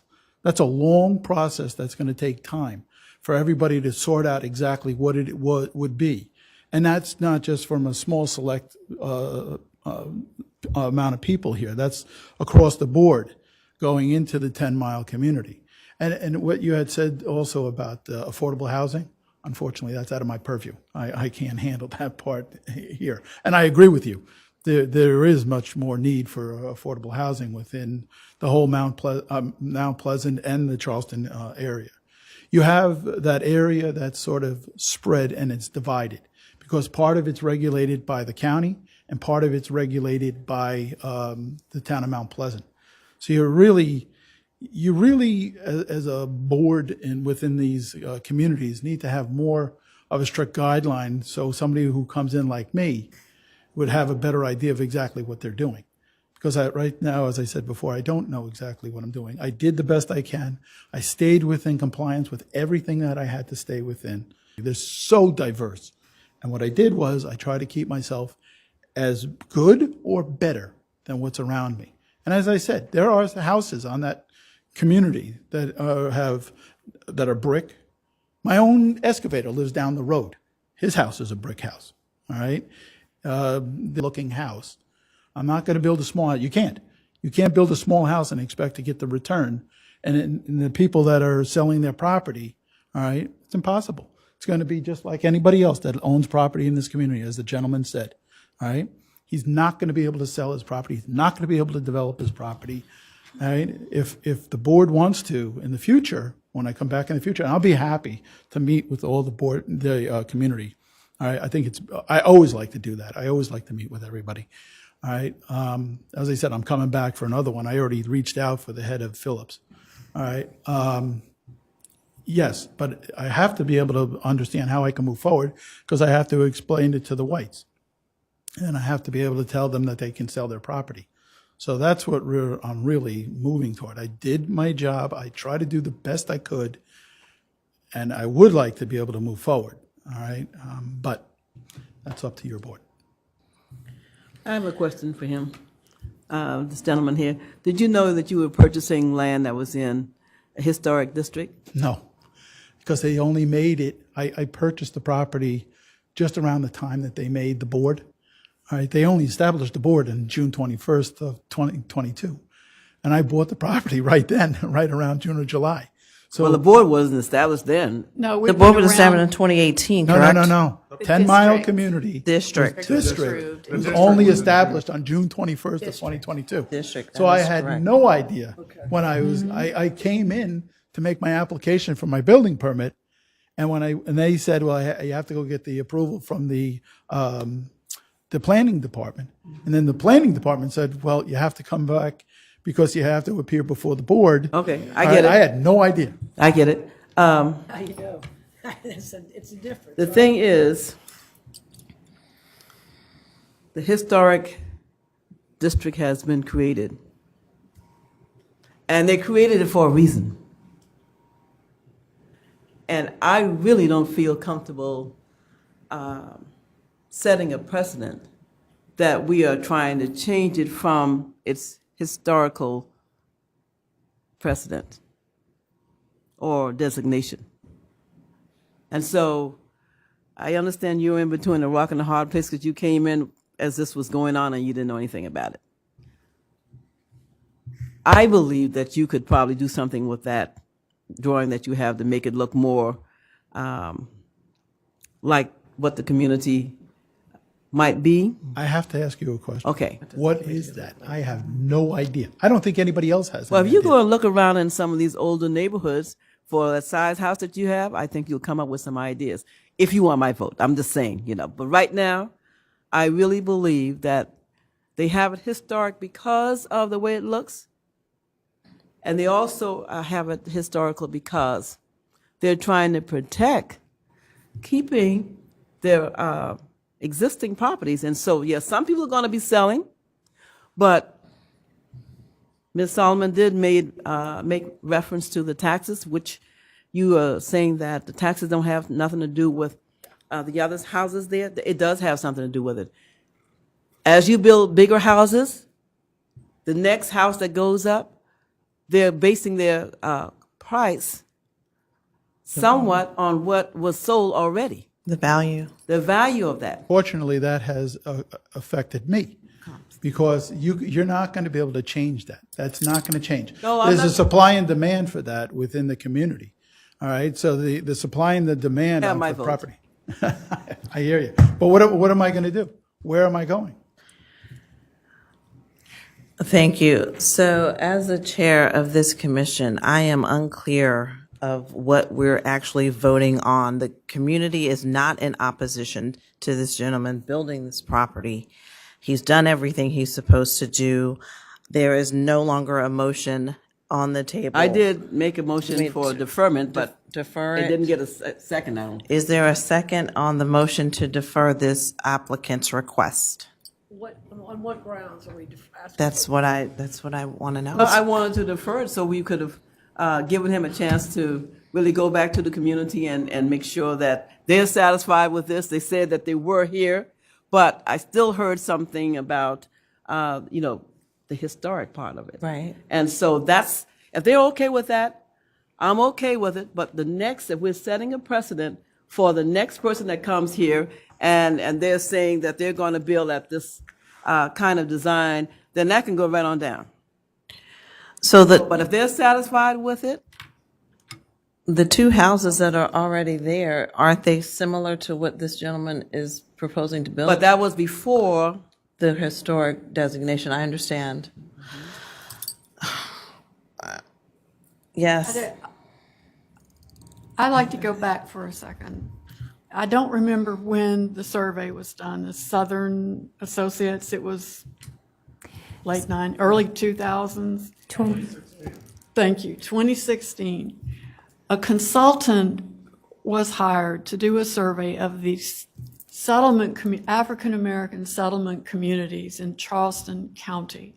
Settlement communities date back to post-Civil War when previously enslaved African Americans were either given property or bought property at perhaps $10 an acre. It was a lot for them then, doesn't sound like much for us now. But anyway, they came in possession of huge amounts of property all over Charleston County.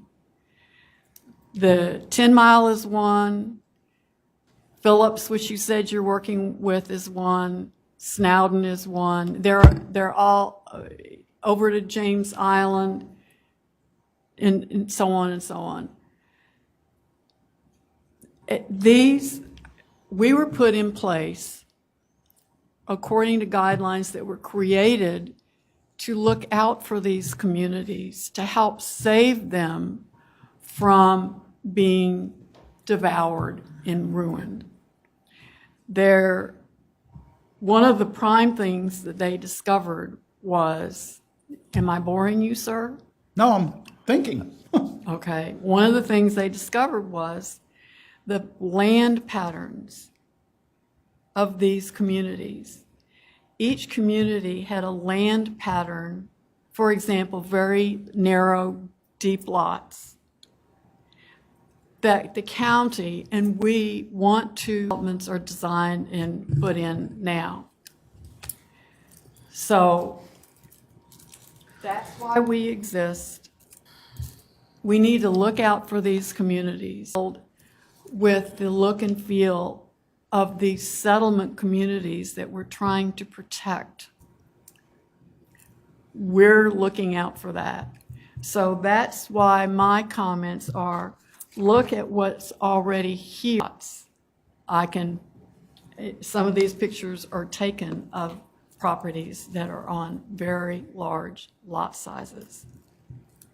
So we're just trying to protect these communities in any way that we can. And when you come in with a craftsman style house that and you didn't know any differently, but I think that's Craftsman wrong. is an old style I house. know, sir. That's why I studied chose it. architecture. Yeah. I went to school, studied architecture and a lot of others. But that's why I chose the house, because it is an old style It's architecture. a great architecture. But you say it's old, yes, it's old. But were craftsman style houses built in the settlement communities historically? No.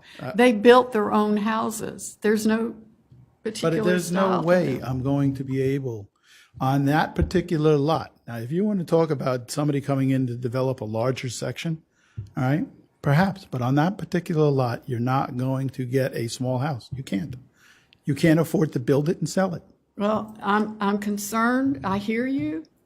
I'm concerned that if we say yes to you and say, go ahead and do it, then the next person is going to come in and say, well, you just approved that craftsman style house on this size property, so why can't I do it? Yeah, I'm very concerned about that. The problem with your approach here is the fact that, I'm getting dizzy, I'm sorry. The fact is that you can't take away the fact that this is an individual lot, all right, that we're in compliance with everywhere. Height, setbacks. The only thing that I'm really here for is the style. Nobody has it. All right, those little houses that you're looking at They're vernacular are only houses, sir. part of what it is. There are so many different looks within the 10-mile community, all right, that there is no definitive architecture, all right? None. But there's no craftsman style There's two of them right next door. built in 2019. Right. So they were built in 2019. They're not right? settlement houses. The houses, did you take a look at the houses up the road in that Yes, I development? did. I have There's photographs of them, nothing too. appealing about those houses. There's Okay. boxed small houses. All right, we're not going to argue about architectural style.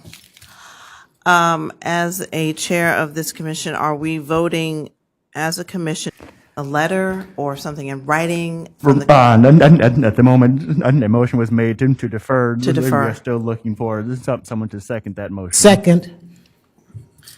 Okay, so we're going to vote. All in favor to defer this request, say aye. Aye. All opposed, say nay. Nay. Nay. Nay.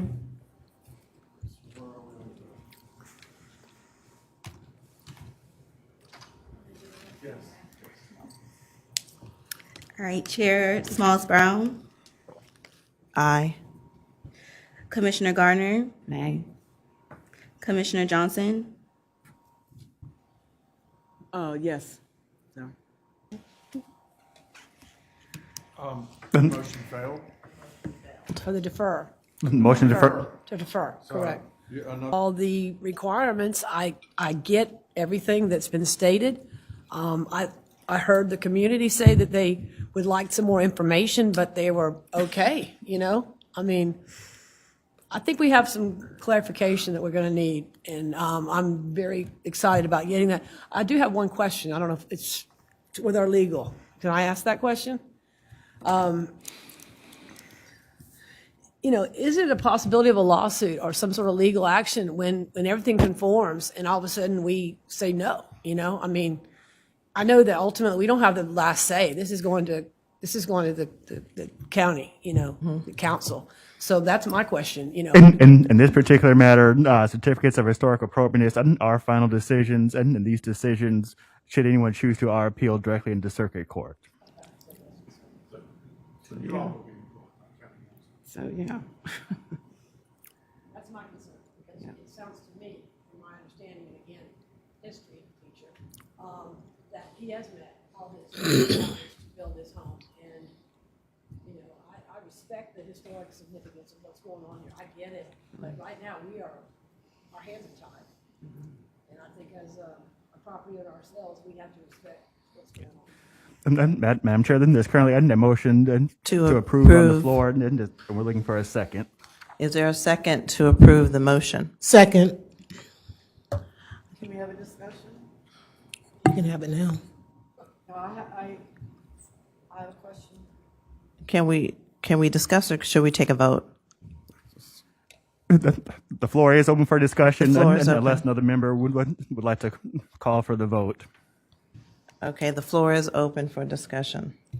My question is, if we approve this today, then somebody comes in next month or the month after with the same situation, do we approve that one also?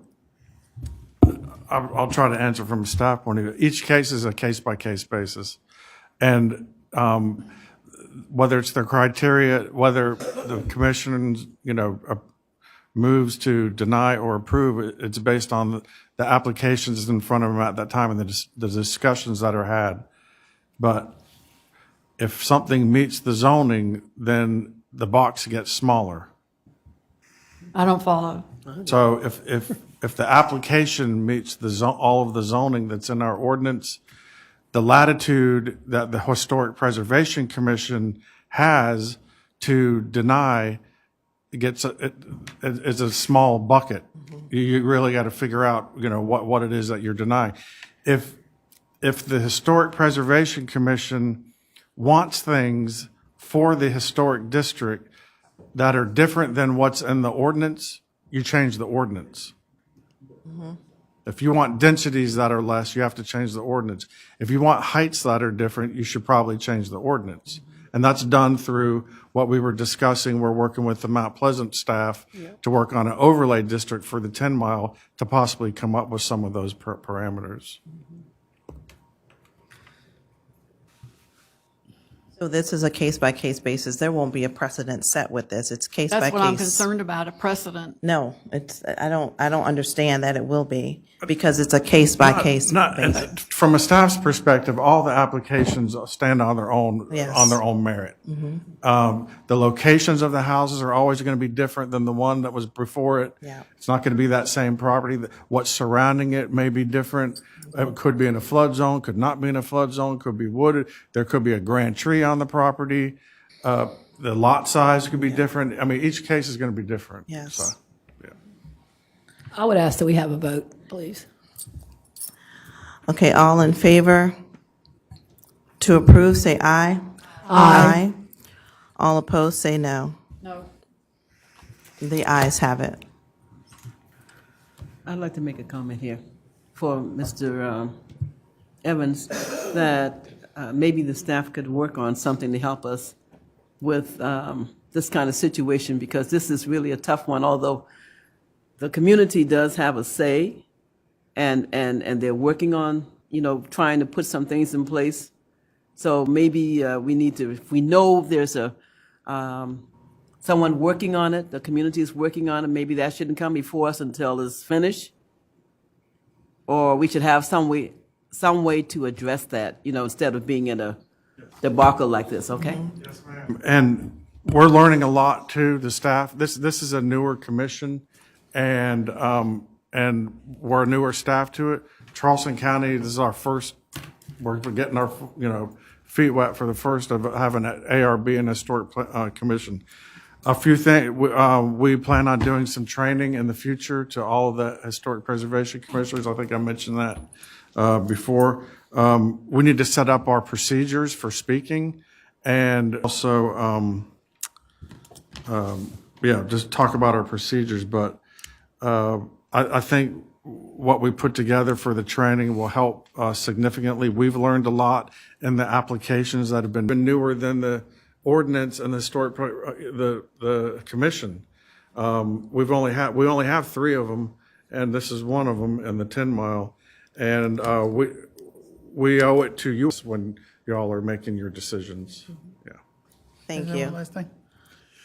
First of all, thank you. I appreciate it. But secondly, I've learned, all right, something today. What I will do before I come back, if I come back before, and I will be coming back for Phillips, all right? And I already reached out to Richard Habersham over in that area and did the same thing. This just happened too quick, all right? But I do agree. I would like to meet with the residents. I would like to talk it over with them prior to me coming back, because at that point, it's my wife.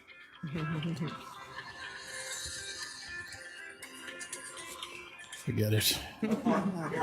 Yeah, you don't want to. She's a sweetheart, but not when she's running. I have to pick up my son. He's at the academic magnet. So anyway, so anyway, I would know better next time I come back. I'll meet with the community. I'll talk to everybody in the community, and I'll be more prepared. But with that being said, I would like to have a better guideline from the board and everybody, giving me an idea of what you're looking for, because I'm coming in totally cold. I didn't know. I had no idea, and I did what I did best, that I could design the best looking house that I could design with the parameters that I had.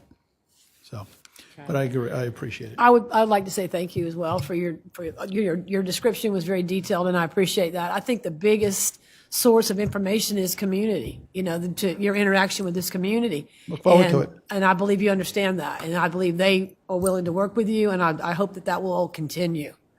So thank you for coming out today, the residents. Yeah, I look forward to it. Really do. Thank you. Thank you again. Okay, this is the final decision of the Historic Preservation Commission. If any person with a substantial interest in a decision of the Historic Preservation Commission chooses to appeal this decision, they may do so to the Circuit Court of Charleston County. Such appeal shall be filed within 30 calendar days of this date. The last item on the agenda is the election of officers that will be held on February 15th, Historic Preservation Commission meeting, and the discussion questions members and staff, if any. And Joel talked about the training. This is next month, but we do have the election for chair and vice chair. So that would be the reason why we would be coming together, unless you want to move that to the March meeting. If that's the only agenda item, we could move the elections. Could we not, if we're going to meet in next month for this, for the vote for the leadership, could we not have some kind of a training or some kind of a discussion? I mean, I just feel like we really need a little bit more clarity here. I think we can have it, yeah. And if we need, even if we need to continue it into March, we can do that. So we can start the training for February. I would like to ask if that's something that you guys would like, because I know everybody's busy. That's fine with me. I just feel like we need some clarification here, some more understanding. What, for example? Because, So I don't think it's really we want to appropriate. go over Robert's Rules of Order. Robert's rules. Yes, ma'am. Thank you, Ms. Jones. We want to go over Robert's rules of order. You saw how things were. There was too much debate between the applicant and the. So as the attorney, I think, was trying to steer us as well. You make your motion. There's a second. Then there's a discussion. The discussion should be limited at that time once it's closed to just staff, and technically not really opening it back up, because when you start going back into the audience, it could never end. We had actually a small group here, and if you had a large group, you would have been obliged to have them all speak once you started letting them all.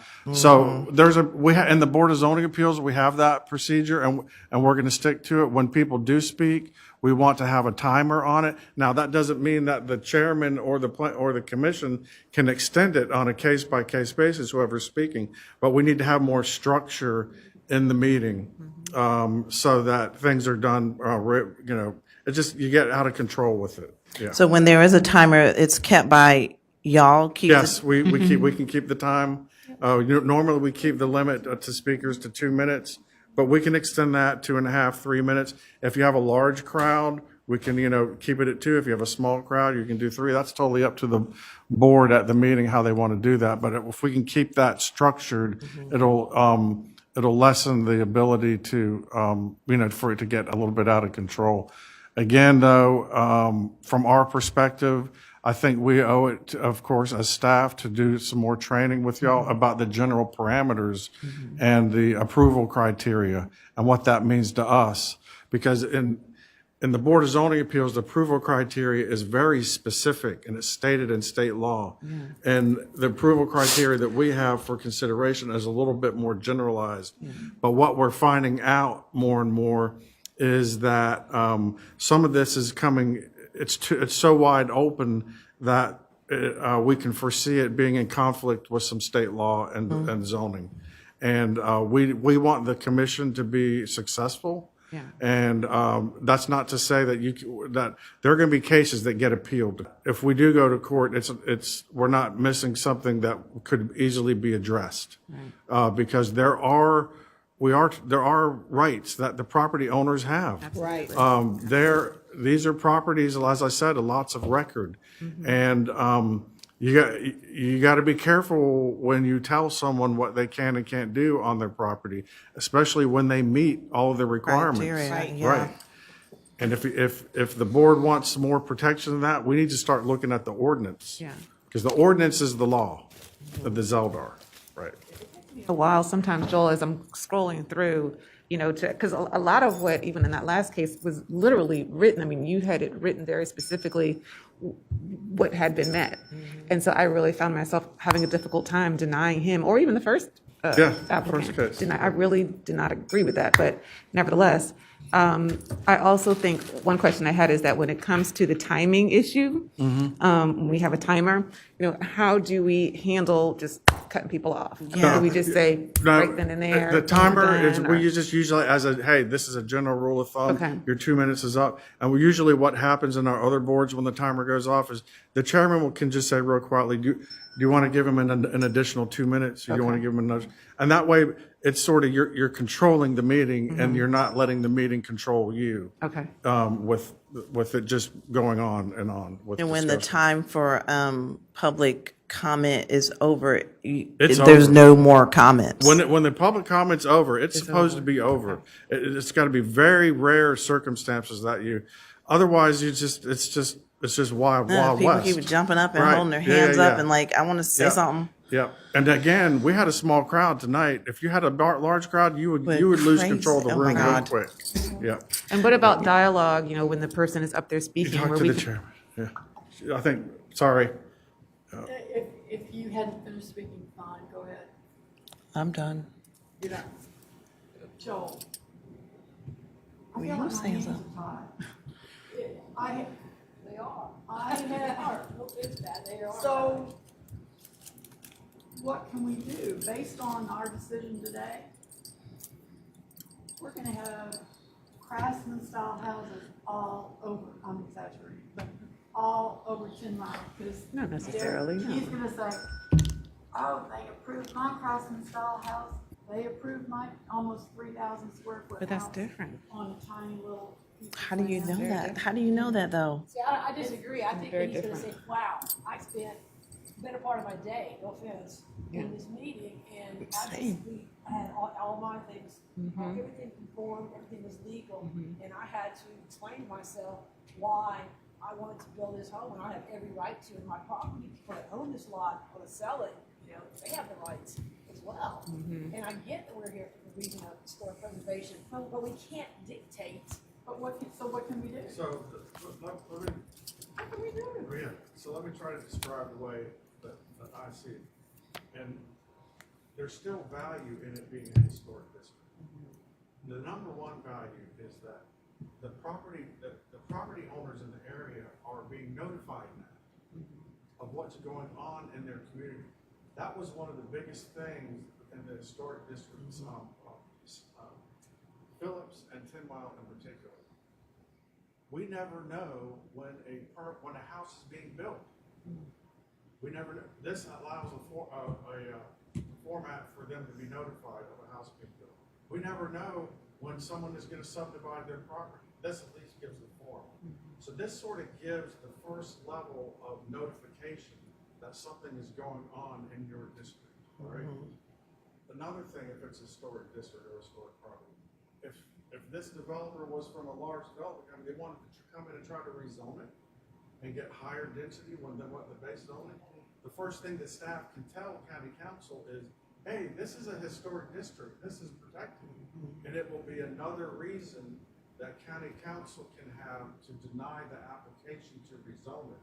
So the protections are in a sort of it being a historic district, or sort of in the initial protections are in a what you don't see.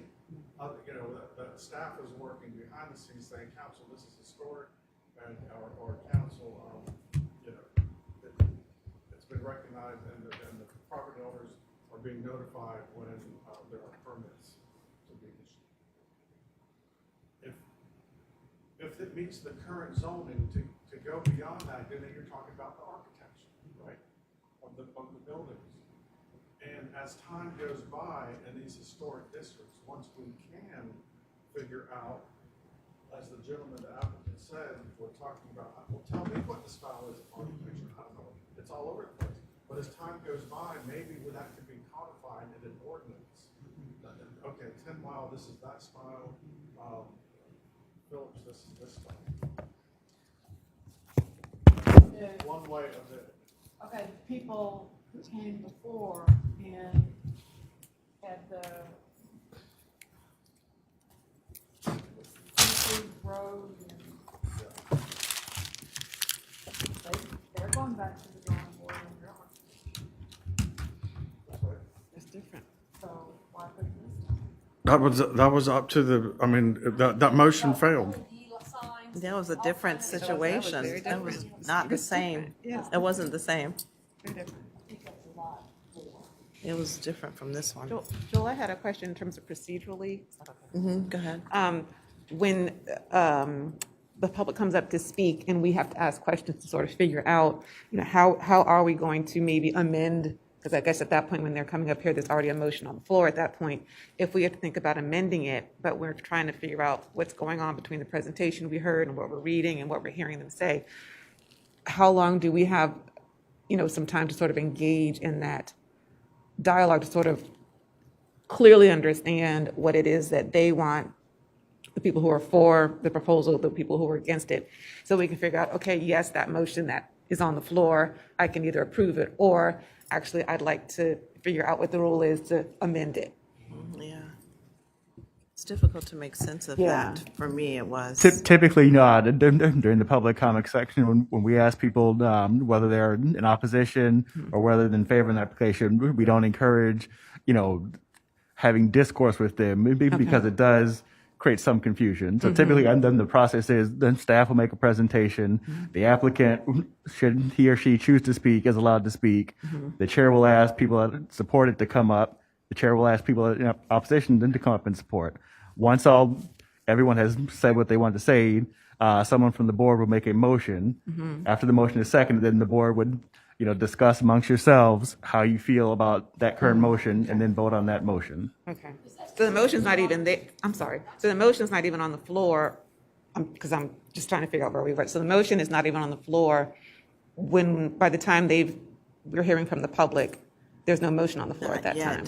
That is correct. Okay, so that's good. So that gives us a chance to dialogue and figure out how we want to word it. Okay. I think the simplest, we need a template, you know what I'm Yeah. saying? I mean, I'm a high school teacher for way back, and this is Robert's rules of order. Let's have a template. Let's have something that allows us to. edition, you can go on and Well, the chairman has a script. Yeah, it's on here, basically.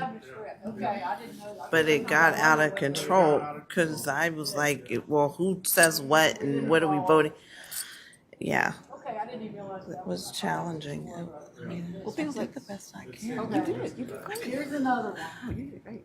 You did great. Secretary of the Interior standard. Suggests developing in compatible and complementary manner with respect to important cultural aspects of the landscape. We're supposed to follow that. That's not, what we okay today is not following that. See, how do you have that? I don't understand. There's so much diversity. Right. And just because the secretary said that doesn't mean that you go against your zoning ordinance necessarily to make that take place. If those are if that's what the secretary wants you to use, then if there's a historic property or historic district, then jurisdiction, if you're describing that as historic, you change your ordinance to be in line with this. I'm not. I think it's been a long day, you know, we have been here a long time, but I've watched a lot of what's gone on around here as far as in historic districts, new buildings, having to work with what's already there. And I consider that Secretary of Interior scheme. And what we approved today was the So if that's what we're supposed to do, But Pat, that's why we got a majority rule here.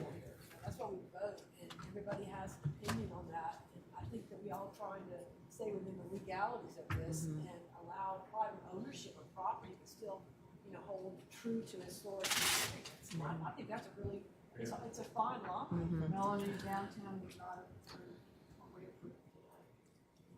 But they've been sued a lot too. I'm sorry? They've been sued a lot too, and for them going outside of what was on. One thing I wanted to say, one other thing I wanted to say, talking to the applicants or the community while you have an application in process is not a good idea. Right. You should direct the community, or if a community member contacts you or an applicant contacts, direct them to staff, because that can put you all as a commissioner in an odd position. You're not supposed to be advocating for one or the other until you see the application, until it's in front of you and see it on its merits and see the staff report. You're technically not supposed to be making your decision of whether or not you're going to support something or not support something until you come to the meeting or until you read the staff report. Okay, Yeah. that's being directed at me. Well, I'm taking it, I'm reminding everybody. I know exactly, Yeah. talking about me, like, I do my homework. Right. I have read all of this That's good. more than once. I needed to see 10 miles, for example, so I drove out there. Oh, absolutely. To go look at all the properties and the cases, for That's sure. 10 miles. Right. And then, as far as Mayfield goes, now I'm trying to figure out how. Who told me, I can't remember at the moment, but when I had never been to Mayfield, so I drove out there. But in the meantime, I can't remember who told me, but somebody told me that they were applying for, Greenbelt. thank you. Yes. Greenbelt money.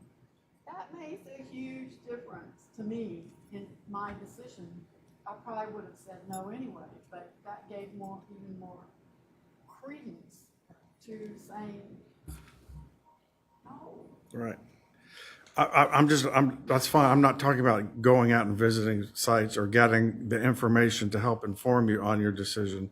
I'm talking about having any kind of lengthy discussions with one-on-one as a historic preservation commissioner that's going to be deliberating on an application, having lengthy discussions with community members or with the applicant before the meeting.